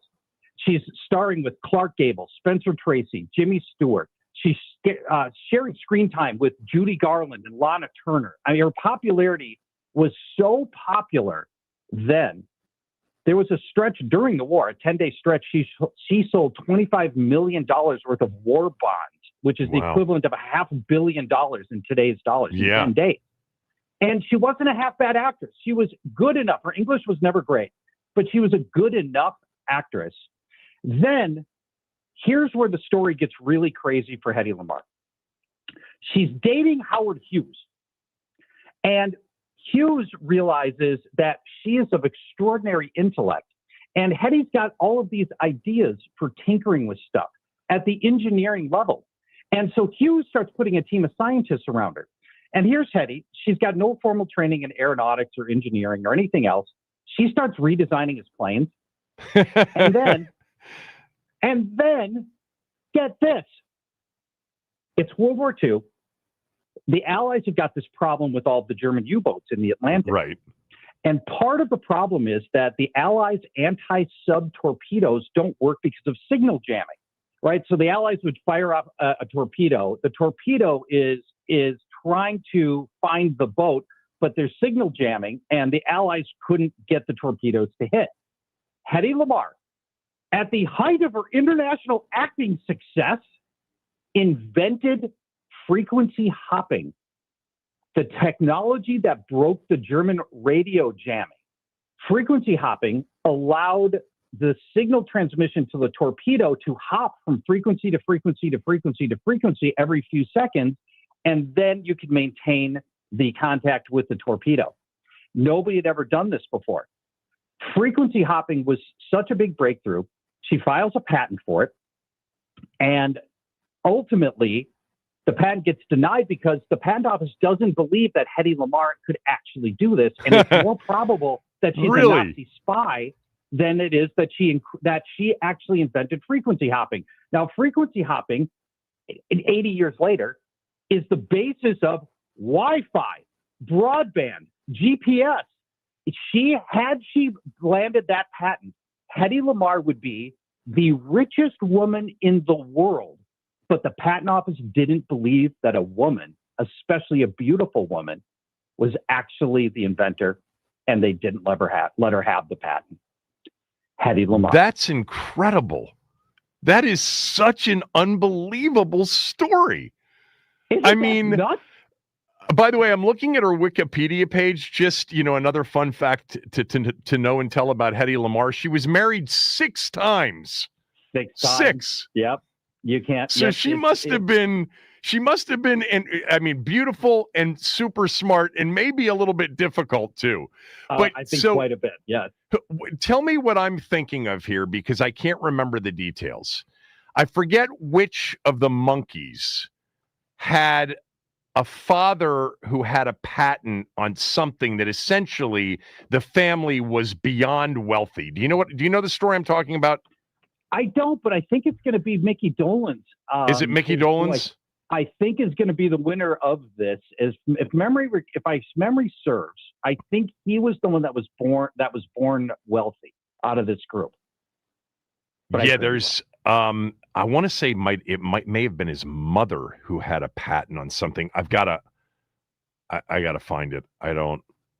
It's like in the back of my mind here somewhere that there's some sort of story, and it may have been with Mickey Dolenz. I don't think it was Davy Jones of the Monkees, and there was some sort of patent on something that made him. No, okay, here you go. I got it. Michael Nesmith is the answer. His mom invented liquid paper. Liquid, right? Whiteout. Whiteout, yes. Whiteout. Yeah, for typewriters. Yes, but nobody knows what that is anymore. But that was no, of course not. For about 40 years. Yes. Yeah, thank you. Because I was scrolling and I was Googling, and I'm like, how is this not popping up? And I think she was maybe a nurse or something like that. And she invented whiteout, and it made their family super, super wealthy. The Monkees have a great story by themselves. Someday we could just talk. Well, about remember they were a Saturday morning show when I was a kid. Yes, they were a Saturday morning show. Yeah, manufactured band, which was the thing that haunted them for years. But they eventually had enough leverage that the Monkees were able to start playing their own instruments, start writing their own songs, and actually became reasonably good musicians. They weren't really musicians at the beginning, and actually got to the point where they were pretty good musicians and controlled their own destiny at a time when that was really, really hard to do. I mean, as a child of the 70s, like the Monkees had, a show, the Partridge Family, the Jackson 5, the Osmonds, cartoons on Saturday mornings. I mean, it was quite the time with only 3 networks, It was a lot easier. All right. Well, we all learned that's an incredible story. You think about, like you mentioned that Hedy Lamarr, is Austrian. So many of that pinup girl era, they were all foreign, right? Ingrid Bergman, Greta Garbo, Ava Gardner, Sophia Loren. Like, I'm looking through just your list. Nice job. Nice job. Most of them were foreign born, not Americans. I mean, Grace Kelly was, Marilyn Monroe was. Yeah, well, and Grace Kelly ended up being a princess for Morocco. But not Morocco, Monaco. Yeah, Monaco, big difference. Thank you. Yeah, big difference between those two. Not that there's anything wrong with Morocco, but Monaco's and Monte Carlo are rather beautiful. That's different. Anyway, should we talk some football? I mean, because tomorrow, before we get to the games tomorrow, do you have, a favorite Thanksgiving Day memory, NFL related? Oh, God, yes. I'm a Vikings fan. So Randy Moss. The The Randy Moss evisceration of the Cowboys is one of the all-time great moments in the history of Minnesota Thanksgiving.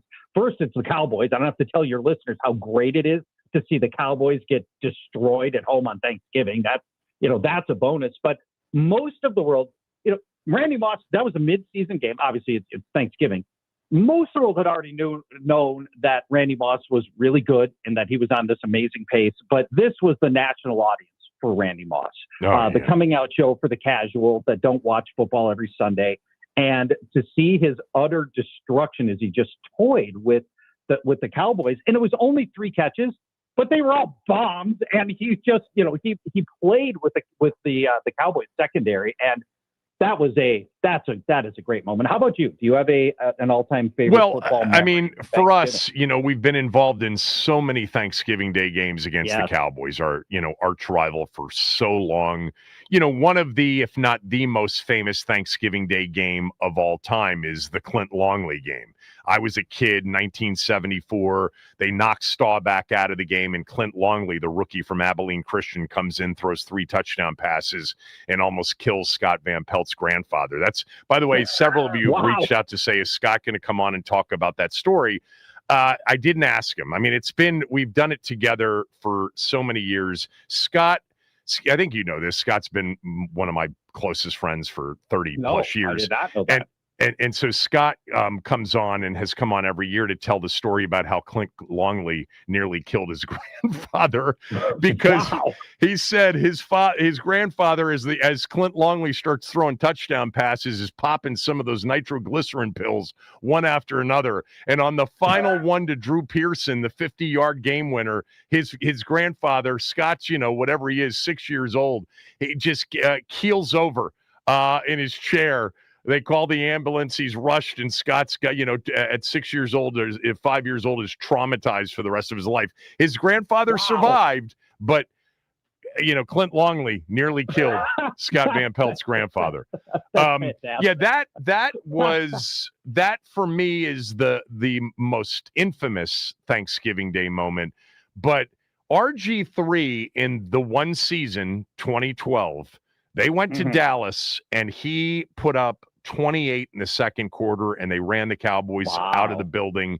And that was Washington's first win over the Cowboys on Thanksgiving Day. They were, I think at that point, they were 0 for 8 going into it, 0 for 7 going into it, something like that.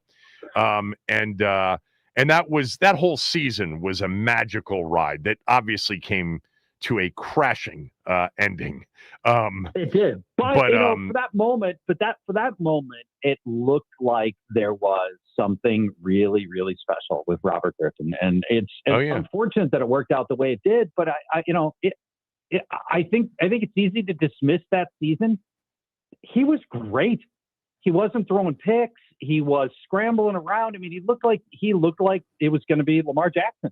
And, the fact that it didn't end up working out that way, and ultimately Kirk Cousins ended up being the better of the two, is honestly one of the great stories, even though it doesn't have a happy ending for him in NFL. And it's just, amazing how that ended up all working out.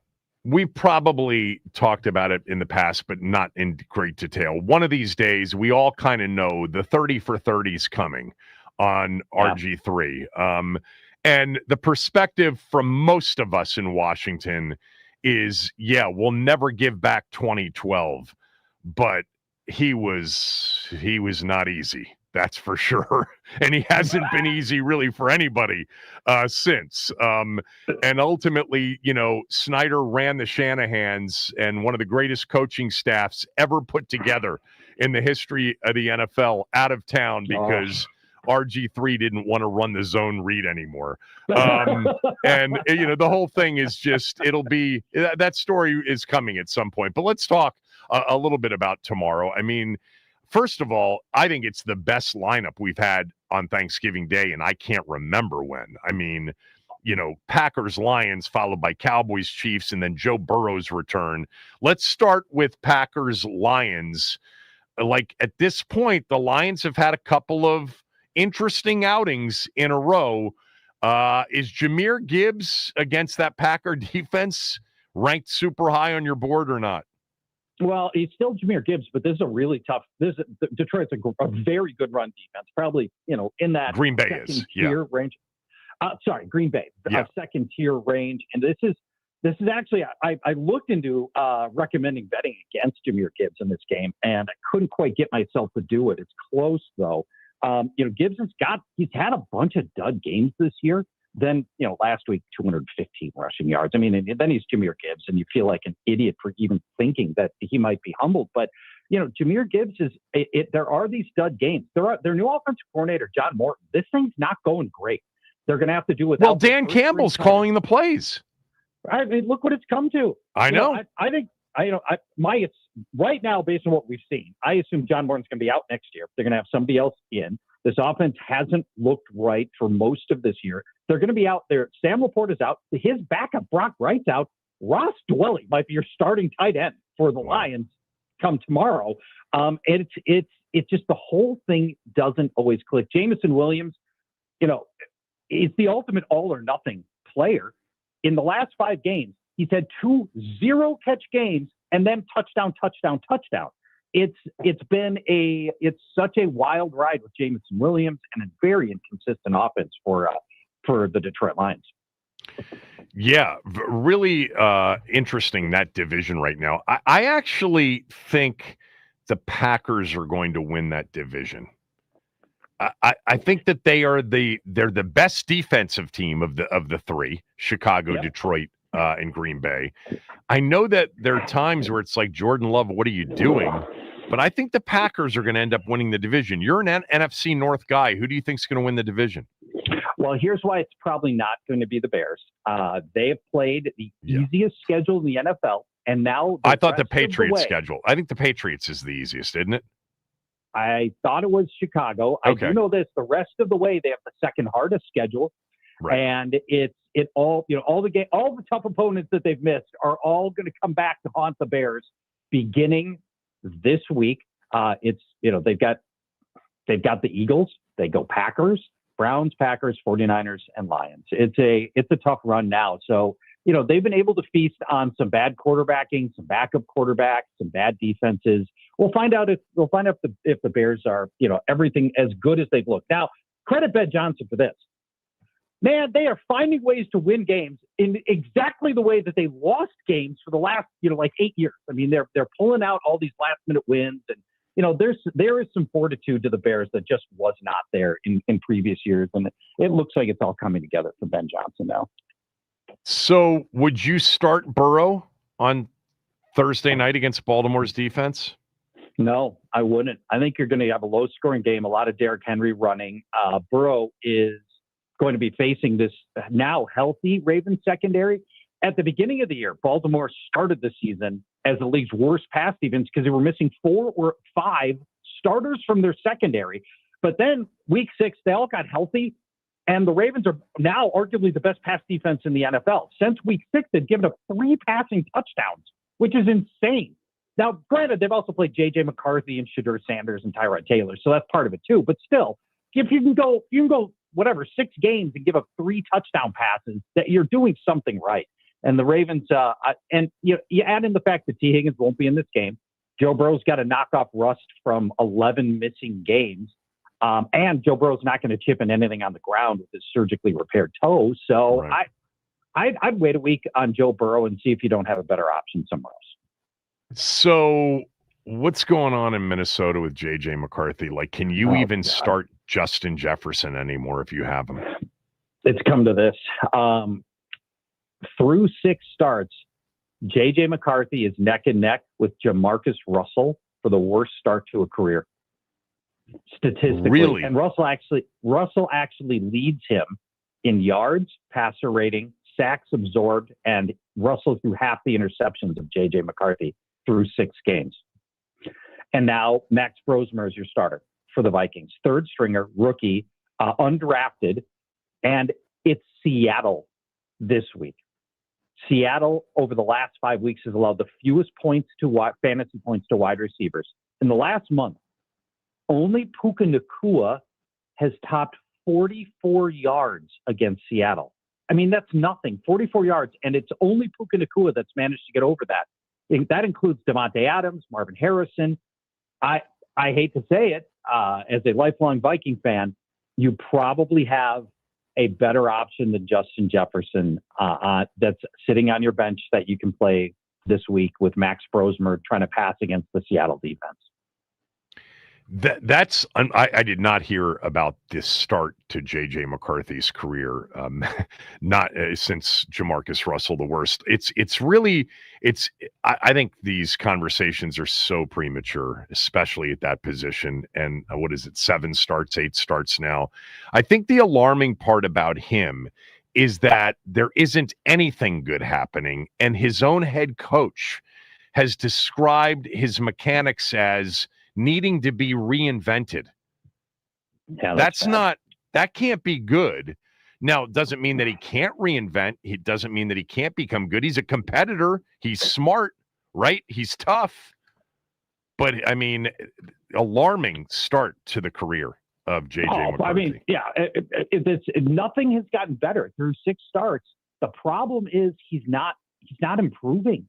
And Kevin, I think everybody wants to feel like, hey, give the kid time. Let's, things will get better. Nobody can be great, but he's so bad. And there aren't things that you can say, unlike say other good quarterbacks have had bad starts. Josh Allen, really tough start in his career. But there were parts of his game that made you go, wow. For Josh Allen, it was, arm strength. It was deep balls. It was the running. There were things you could point at and go, well, that's NFL caliber traits.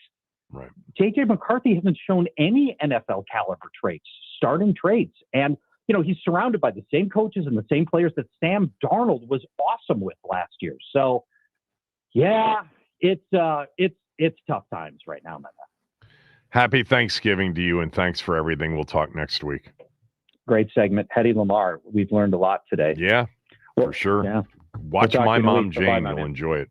Talk to you later. That sounds great. Bye-bye. All right. Doc's going to join us next. Kevin Sheehan Show, the Team 980 and the team980.com.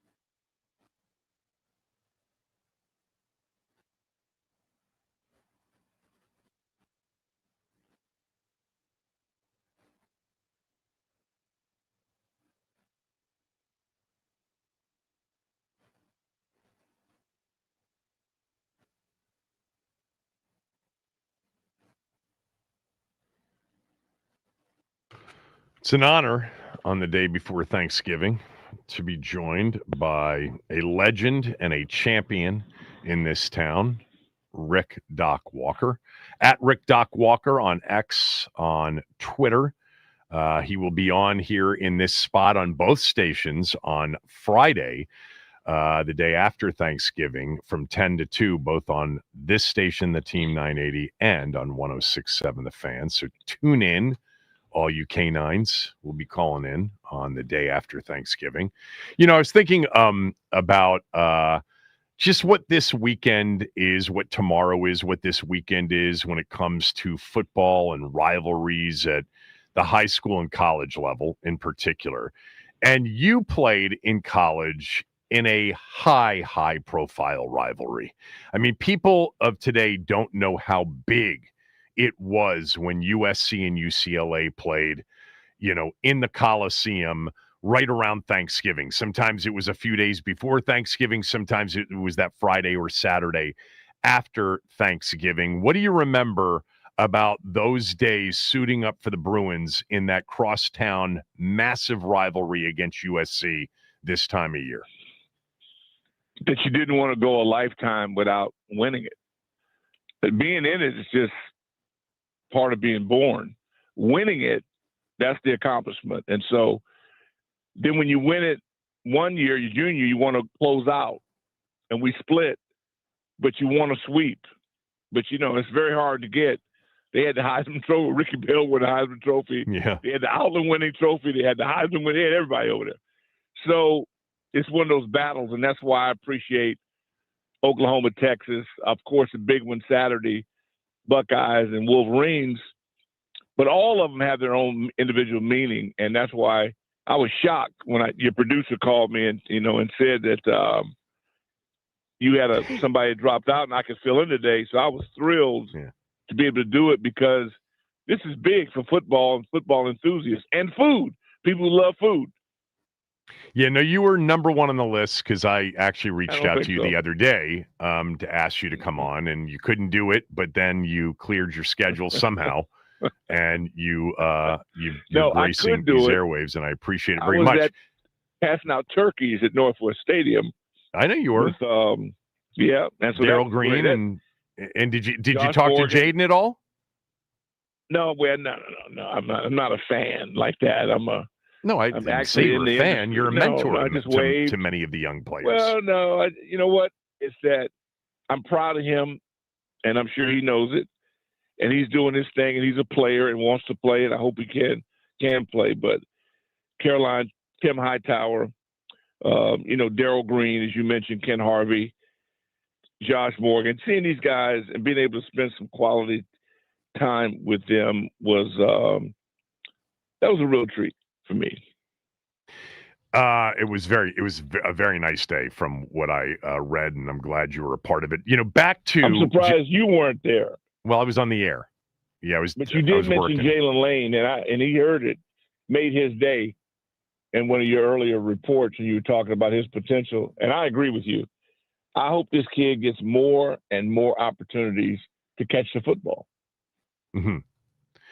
Back to the UCLA USC game for a moment, and I'm being serious here for a moment. Do you know that, as a child of the 70s, that Saturday when it was Ohio State, Michigan at 1:00, and late in the afternoon, it's dark and it's cold on the East Coast, and to see that Coliseum with UCLA's beautiful blues and SC's, dark, because you both wore dark jerseys in that game, remember? I don't know if they do that anymore.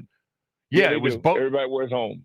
Everybody wore their home jerseys. And there was something for East Coast kids when it's dark and cold, just to watch a game where the sun is shining and it's just beautiful. Yeah. Was it always beautiful out there? I mean, you guys, look, you played in the Rose Bowl. You won a Rose Bowl game over Ohio State. You're a Rose Bowl champion. You're a Super Bowl champion. You're a two-time NFC champion.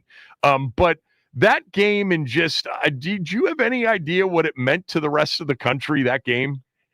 No, you don't. But it's just as exciting as when you see the Sugar Bowl, when you see Alabama in Auburn, and all these things have significance, but until you are in that climate, you don't get it. Yeah. We got to play in the Independence Bowl against Alabama. And when you're there, I mean, everything, and I think we both agree that we take college over pros any day. We both love it. And all my God, it's nothing like it. And that's why the JMU stories and the Cignetti story, Indiana, that's what it's all about. If nobody ever broke through the glass and you didn't have the people that turned water into wine, none of this would matter. But that's why, Coach Gibbs just celebrated a birthday yesterday. Dick Vermeil, to have been with both of these guys and seeing what they're able to do, you always realize what you don't have when you have been around them and what they do that others don't do. Even though it's documented, people still don't follow it. And that to me is insane, but it's a reality. Yeah. You mentioned Joe Gibbs. We'll talk about him in a moment. Real quickly on our team, because I do want to come back to you. I enjoy talking about you when I have I'm sure you do on the yeah, show. I know. I know you're a next man up guy, and that's what you played the game. You've coached the game. You've been a big part of the game. But at the same time, when you don't have your best players out there, you do agree that their season has been impacted by the lack of their best players being on the field, right? Absolutely. Just as when Bob Greasy was injured, broke his leg with the Miami Dolphins, who ultimately ended up undefeated. Mm-hmm. They had to go 7 games or so with their backup. So what's your point? Do you remember who the backup quarterback was? Earl Morrall. Yeah, very good. No, my point is, I'm curious. Well, I'll just ask you a direct question. Why are they 3-8? Lack of execution. The plan did not work out. The one thing that happened early on, we lost Eckler. Eckler we lost a player? Gifted. Yeah, we lost a player. So that's one of the reasons we didn't execute well? No, you're not executing well if you didn't have the backup prepared to fill it in for him. Got it. So if your guys didn't mature enough, it's your job to train whoever's there. Yeah. It's not, you don't get to pick and give me Sheehan. I got to go with whomever. Right. I'm going to have to go with Linnell. So Eckler was a big loss. I got to coach him up. Eckler was a big loss. What else? It was that was the biggest one as far as I'm concerned, because this guy was so versatile. I think we would have run a little bit more with him. And then your coordinator refuses to run the ball consistently. So you're trapped if your defense is terrible, because you always got to play catch up, which makes you predictable. Yeah. Then you lose your best player on the team, and and you had a reputation. Everybody now wanted you. You were the hunted. Last year you snuck up on people. They probably didn't even watch your film. Now everybody's on you because you're the darling of the league. They're coming at you ferociously, and you refuse to take time off the clock. You don't want to run the ball. You want to wow people with your designs, and nobody gives a damn about that because you don't ever control the line of scrimmage. Are you where do you come down on the question of if Jaden's 100%, do you want to see him out there even if they're eliminated from the postseason? Oh, absolutely. Why? Yeah, I need him to get better. How's he going to get better? Watching that screen, he's going to put on a headset? You really believe that? I don't. I don't believe that. I don't, no. Because people are playing him now like he's the badass that he is. So you got to have a counter to that. It'd be different if I thought, look, Green Bay, when you start off with the lousy design they had to block a world-class pass rusher, you started off on the wrong foot. So don't blame anybody else. That's you. You had time to design. You have a rookie who has promise. But solo against that freak, that's the way. And you had 3 tight ends. You could have gone 13 personnel. It was on you to figure it out, and you didn't. So you get the guy's brains knocked out in week 1. That's how you started off. Week and ever 2, since then, you've been trying to recover. Week 2, whatever.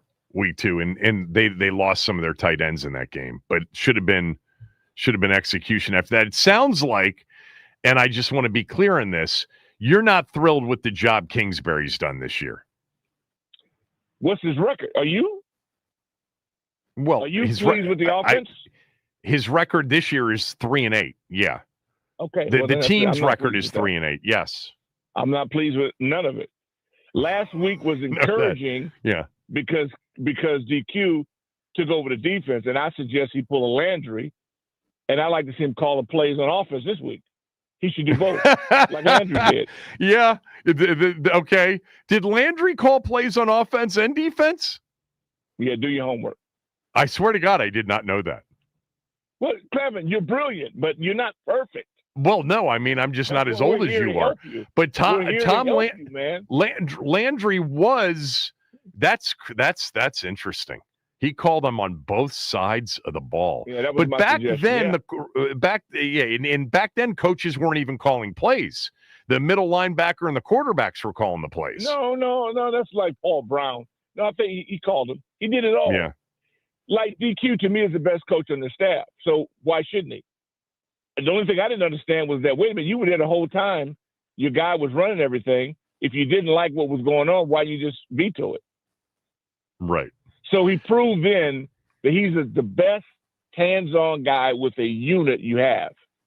But big picture-wise, he hasn't shown that yet. Okay. Because you got to bruise some egos. Do you want to win, or are you their friend? You want to be the friend of the family and all that, then go about it. Get a Hallmark card and pass it out to everybody. We're talking to Richard Doc Walker, everybody. The season like this one, how did you deal with seasons like this one when you were like 3-8 and mathematically eliminated? It's horrible because your car is packed before the last game. Uh-huh. And losing, even though people think just because you're getting paid, it doesn't hurt. It does hurt because they're going to eliminate, if they're smart and the plan doesn't work, they veto the plan. They get rid of people. The only people that stay stuck on stupid is what our organization in the past has been. Right. They're losing and they keep the same people. I couldn't understand that. That's just amazing to me. They fell in love with people you couldn't win with. If you do that, do you think that's what they're doing now? Do you think Josh Harris and company is falling in love with people they can't win with? Well, they're in the process of it. Their decisions that they make at the end of this will prove me right or wrong. Well, I'm asking you what decisions you think they should make after nearly going to the Super Bowl in their first year and having a bad season in their second year. Would you be more patient or would you make changes? Well, I'm not out of the race yet. You are. Linnell is. A lot of you people over at the station are. I'm not. I've got playoff scenarios if you want them. There you go. Well, you go. That's my Kevin. I've been waiting. I wondered had they bought you out. Had you been disfranchised? My goodness. Do you think that that defense doesn't look ready for a big run, though? It looked better last week. It showed promise, and it just needs some points. Let it play with a lead. Let me see them get after people. Let me see Luvu really get after the quarterback. D. Payne is back. And as embarrassing as he should feel, he should come back with a vengeance. Mm-hmm. And we just got to get to the quarterback. We have so little pressure at times. We got to get the job done. Any kind of way, we have to get the job done. And Denver's hot. Easily could overlook you. They're definitely looking at you at film. They're not afraid of you. So what are we going to do about it? Are we going to control the line of scrimmage? Sounds simple. It's not. I get it. But to not even try to give that offensive line, which is your best unit, a chance to show off, to me is insane. Speaking of playoff scenarios, Theismann's told me this before. I think you've told me this before. Jake's told me this before. That Gibbs really was into the playoff scenarios. Like he would come in, mid to late season and say, here's where we are in the standings. This is who they play. This is who we play. If we can handle our business, we should be able to, get back into the playoff race. Do you remember that about him or not? Yeah. What leader wouldn't show you how to get to the finish line? Why are we doing this? Not just money. We're trying to kiss the Lombardi. Yeah. Yeah.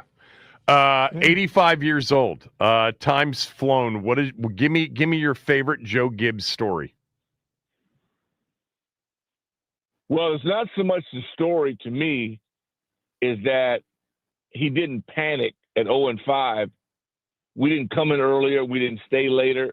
We did exactly what we'd always been doing, which let me know that he had conviction in the plan. So he didn't wobble. That's why I didn't like the coordinator coming out of the booth.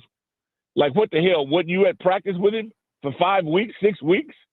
Did you really think him coming on the ground was going to change the results? That's when I knew that in this group they were gasping for straws. Mm-hmm. A man that believes in his conviction never changes. Why would you change? Because you've got a crack in the armor. So when the head guy's got to come and take over, that means he didn't train his guy properly. Well, if he didn't train him well, is the guy training his troops well? We got a breakdown, man. This is a crack in the armor.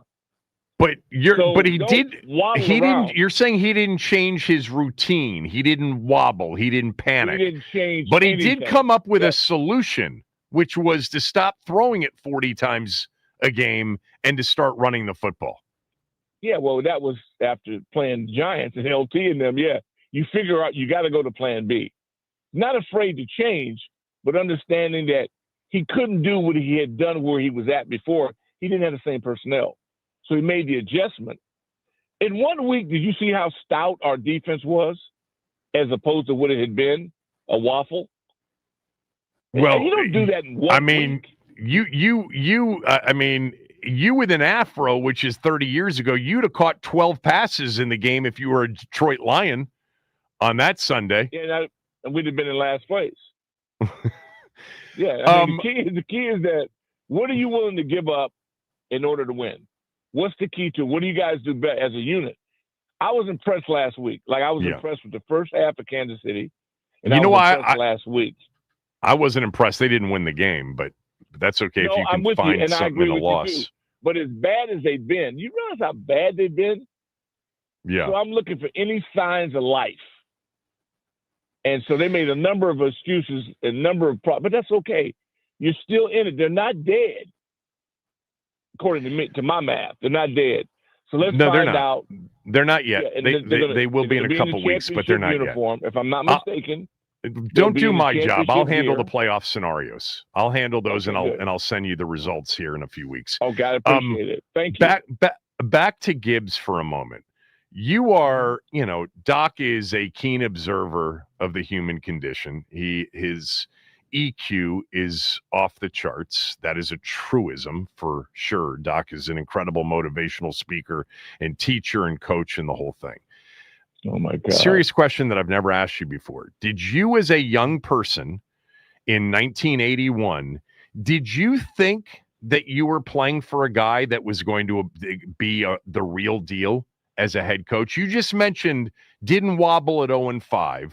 But did you realize, or how early on did you realize you were playing for a guy that was legit and could do this? Because remember, he was a first-time head coach. Yeah, but see, first of all, he's a lineman. And his pedigree, Trojans, Seminoles. See, you are who you've been around. Your product, your environment does affect you if you've been around people who get it.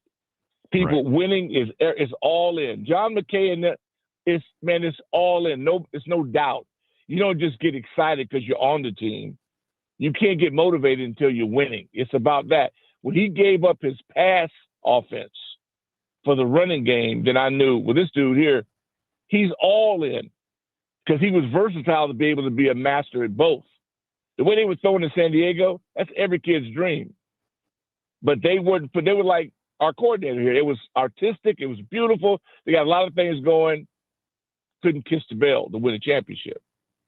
So that let me know right there why he was all in. And then the fact that the guy sleeps at the park.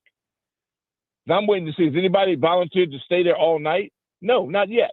Not one person. He did.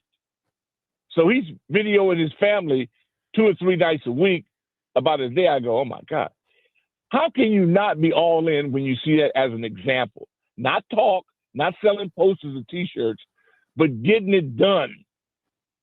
Leaving his DNA in the office. Now, when somebody equals that or gets close to it, holler at me. Let me know.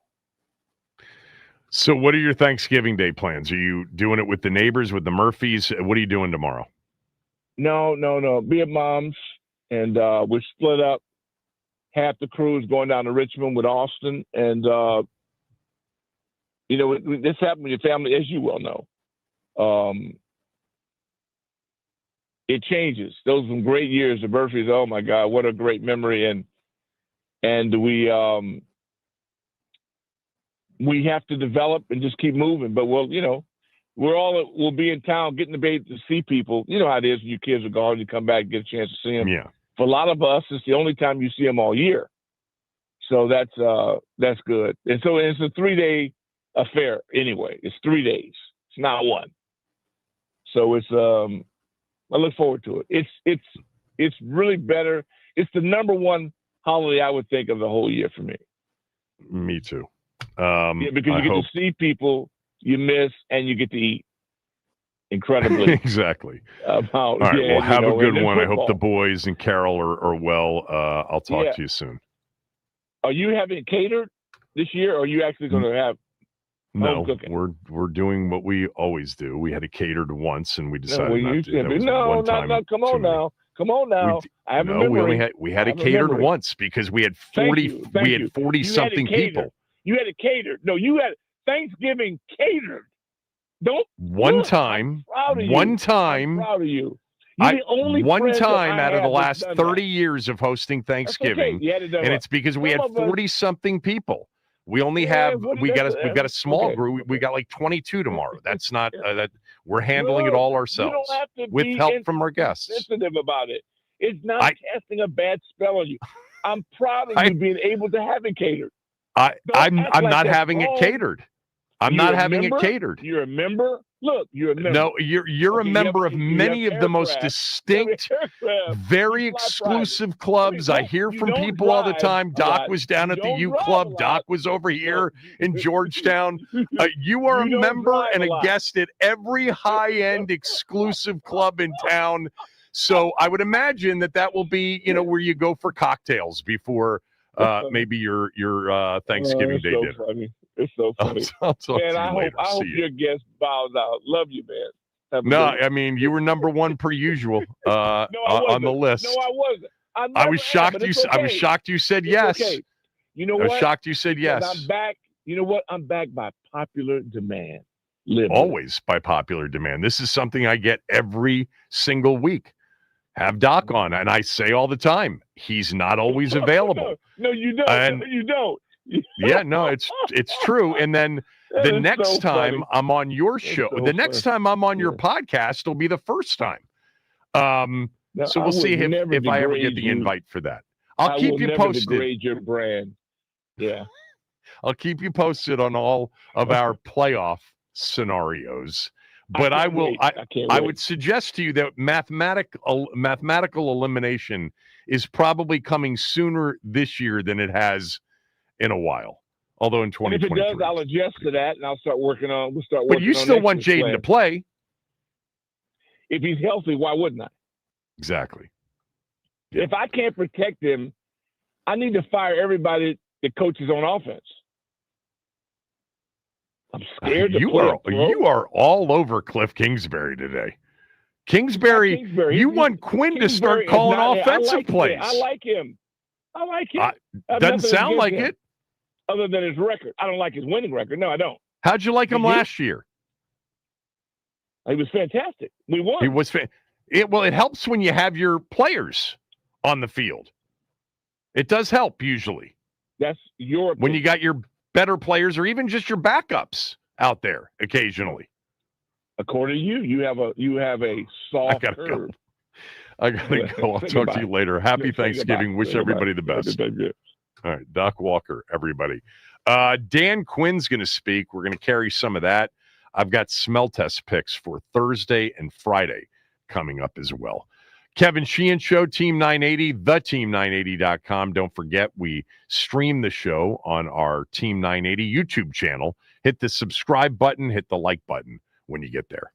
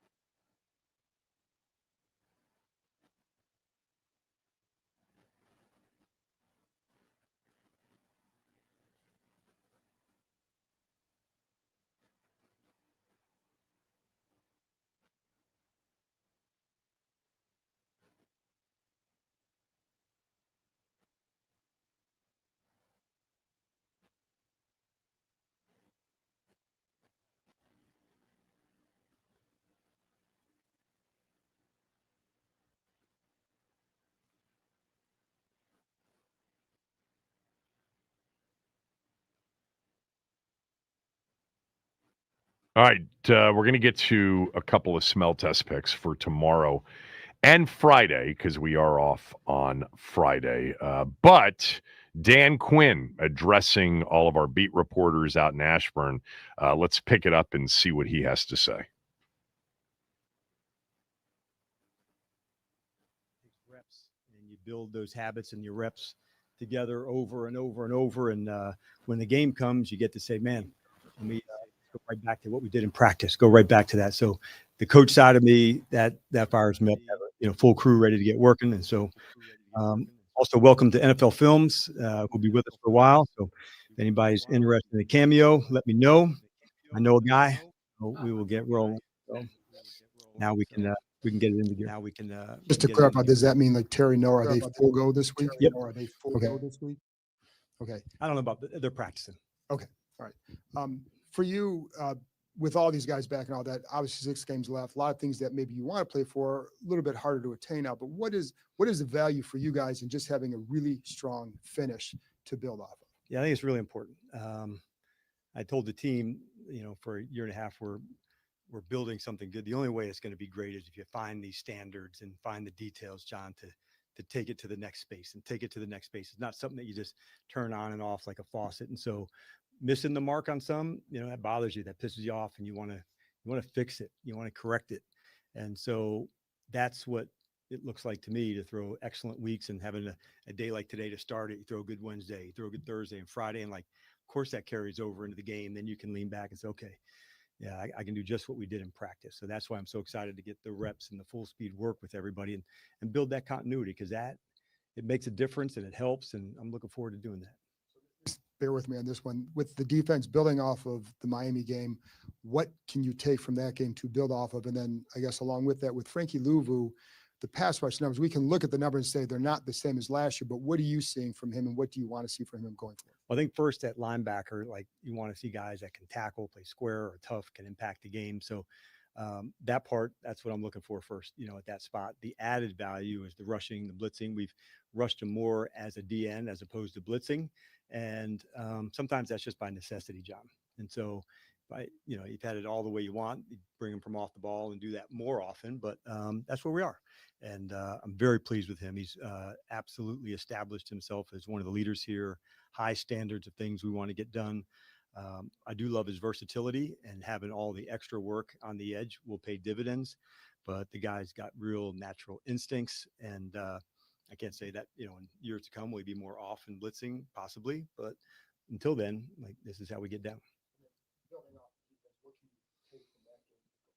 I liked the intensity that I saw, especially down in some of the red zone stuff. I liked the communication, to limit the explosive plays. That's a big deal, John. So that's, a few of the things I want to see. And heading into this game, that's going to be an important piece for us to make sure, man, right spot, right location, and really nailing your job, not most of the time, every time, that's to me the over and over and over. And that's why I'm excited about the continuity and the reps together.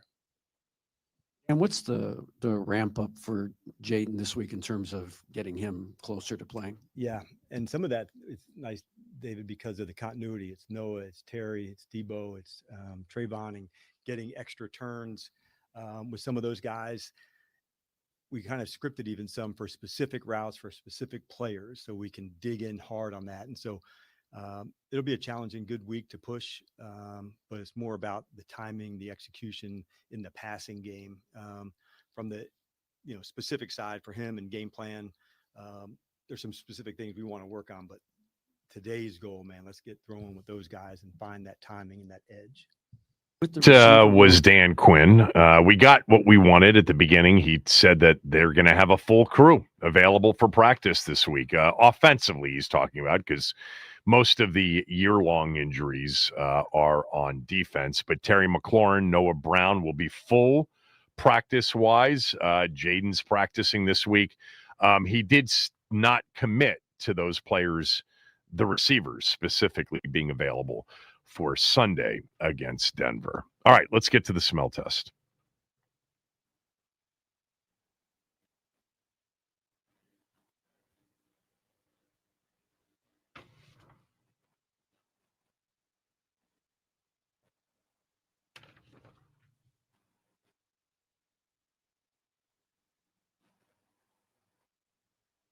All right, so much football tomorrow.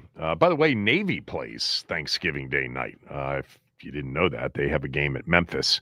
The triple header in the NFL is outstanding. We've been talking about that all week. Green Bay at Detroit. By the way, that's a 1 o'clock kick this year.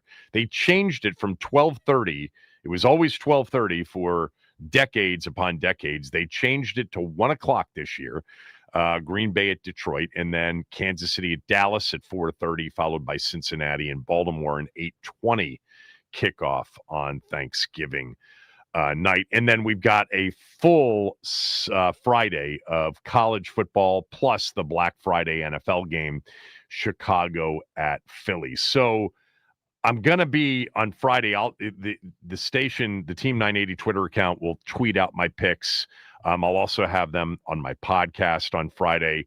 I'm just giving you tomorrow and Friday right now. And there are only two games that really fit sort of the smell test criteria, which, as I think many of you know now, has been it's done pretty well this year.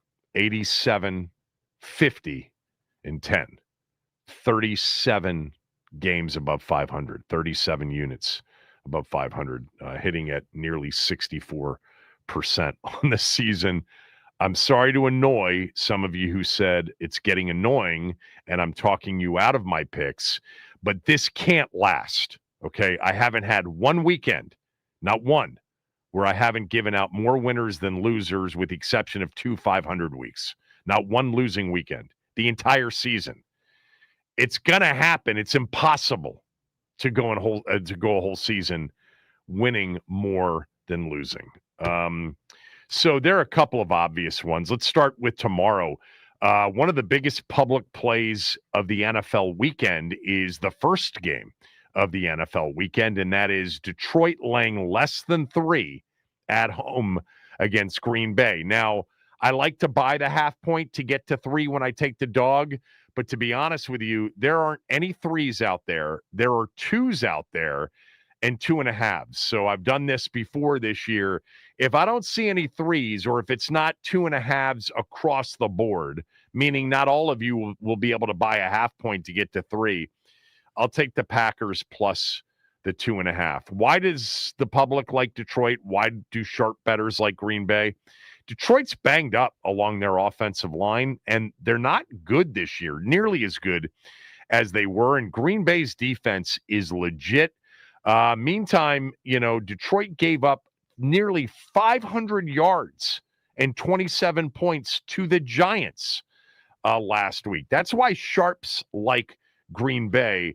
Why does the public like Detroit? Because they view it as a must-win, and they've already lost once to Green Bay. They can't get swept by the Packers. They haven't looked impressive, but they're going to bounce back. It's Thanksgiving Day, the home team. I'll take the Packers plus the 2.5 tomorrow in the early game. Let's go to Friday night. Huge college game this weekend. Texas A&M, even with a loss, more likely than not, is going to have a really good chance to make the playoff. But can Texas stay alive and make the playoff as a 3-loss team? Most people say no, but most of these teams don't have a game like the one they have coming up on Friday night in Austin against a very long-time rival that they got away from because they were in the Big 12 and Texas A&M was in the SEC, but we get that game back, and A&M's laying a mere 2.5 points. This is a massive public play. That line's down to 2 in some spots. I'll take the 2.5. I can't take the 3 in this one either. Look, Texas has played better recently, but still has that game a few weeks ago where they got blown out by Georgia on the road. But they had that game in which they really, blew Vanderbilt out, even though the final score wasn't necessarily indicative of what happened. A&M, meantime, they barely survived. Remember the 30-3 deficit against South Carolina, came back. Public loves A&M. Sharps are on Texas. I'll take Texas plus the 2.5 on Friday. That's it. There are 4 or 5 games on Saturday, several NFL games on Sunday that I think are going to fit kind of the smell test idea, and I'll have those out on Friday. But man, there's some good football, and hopefully we kick it off with a win in the early game tomorrow. But this Texas A&M, that line makes no sense. A&M should be at least a 4 or a 5 point favorite. It's under a field goal. They are absolutely begging you to take A&M and lay the points in this one. And I like Texas at home. Texas has been playing better. Maybe this is Arch's big game. He was really good last week against Arkansas in their win, which was a bounce back win against Georgia. Man, that's a good Friday college football game following Chicago-Philly at 3:00. All right, when we come back, we'll go around the NFL and talk about all 3 games tomorrow and give you an idea of who both of us like, both Max and yours truly. We'll do that after this. Kevin Sheehan Show, the Team 980 and the team980.com.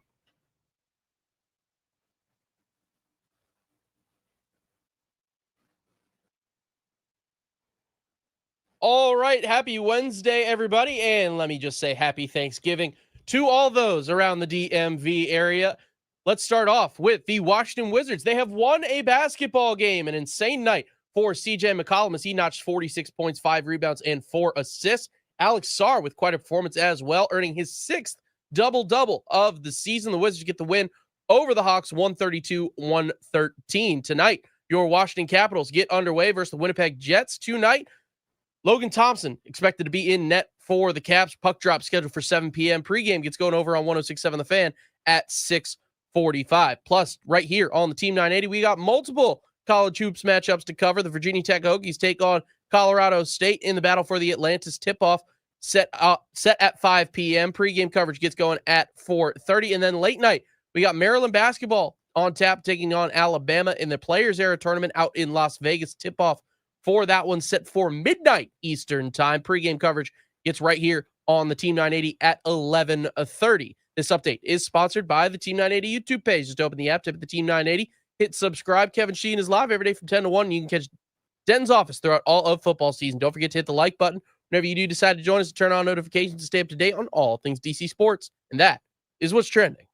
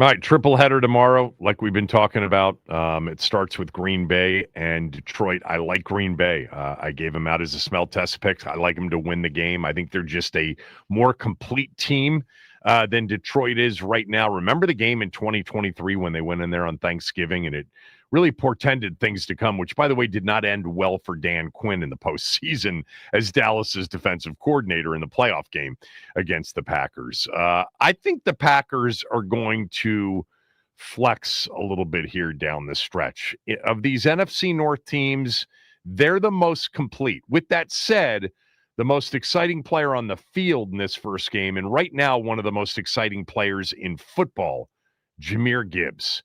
Can they stop Jahmyr Gibbs? Because really, recently, nobody's done it. Philly did it in that Sunday nighter, but 219 yards against the Giants. 2 games ago, it was $142 against us on just 15 carries. Do you know he's got 4 games this year of 15 or more carries where he has averaged 7.8 yards or more per carry?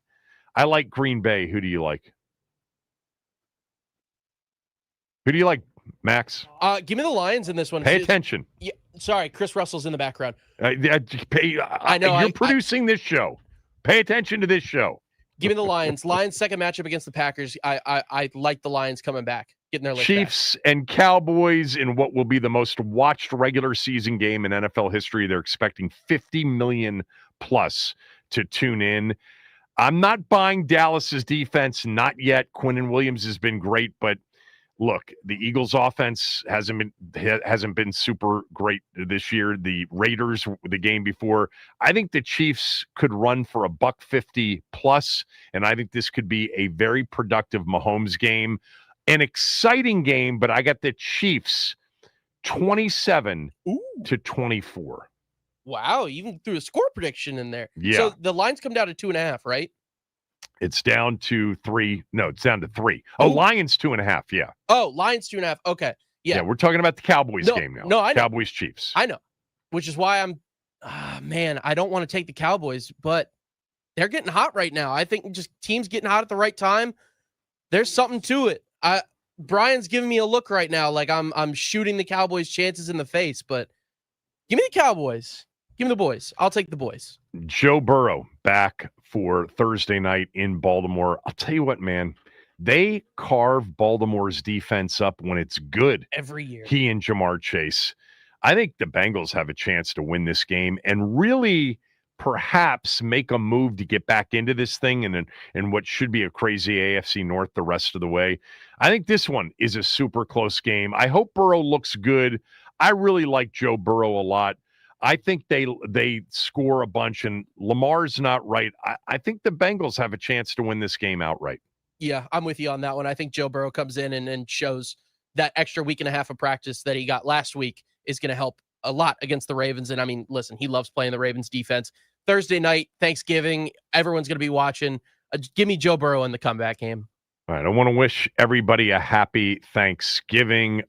Really thankful to all of you who listen all year long. I enjoy this. I know some of you do too. It sounds cliche, but it's true. I enjoy it because of you guys. Not all of you, but most of you. Just kidding. Have a great Thanksgiving. Max, have a great Thanksgiving. You as well, my friend. We will talk when we're back together. Chris is up next. First off, happy Thanksgiving, everybody.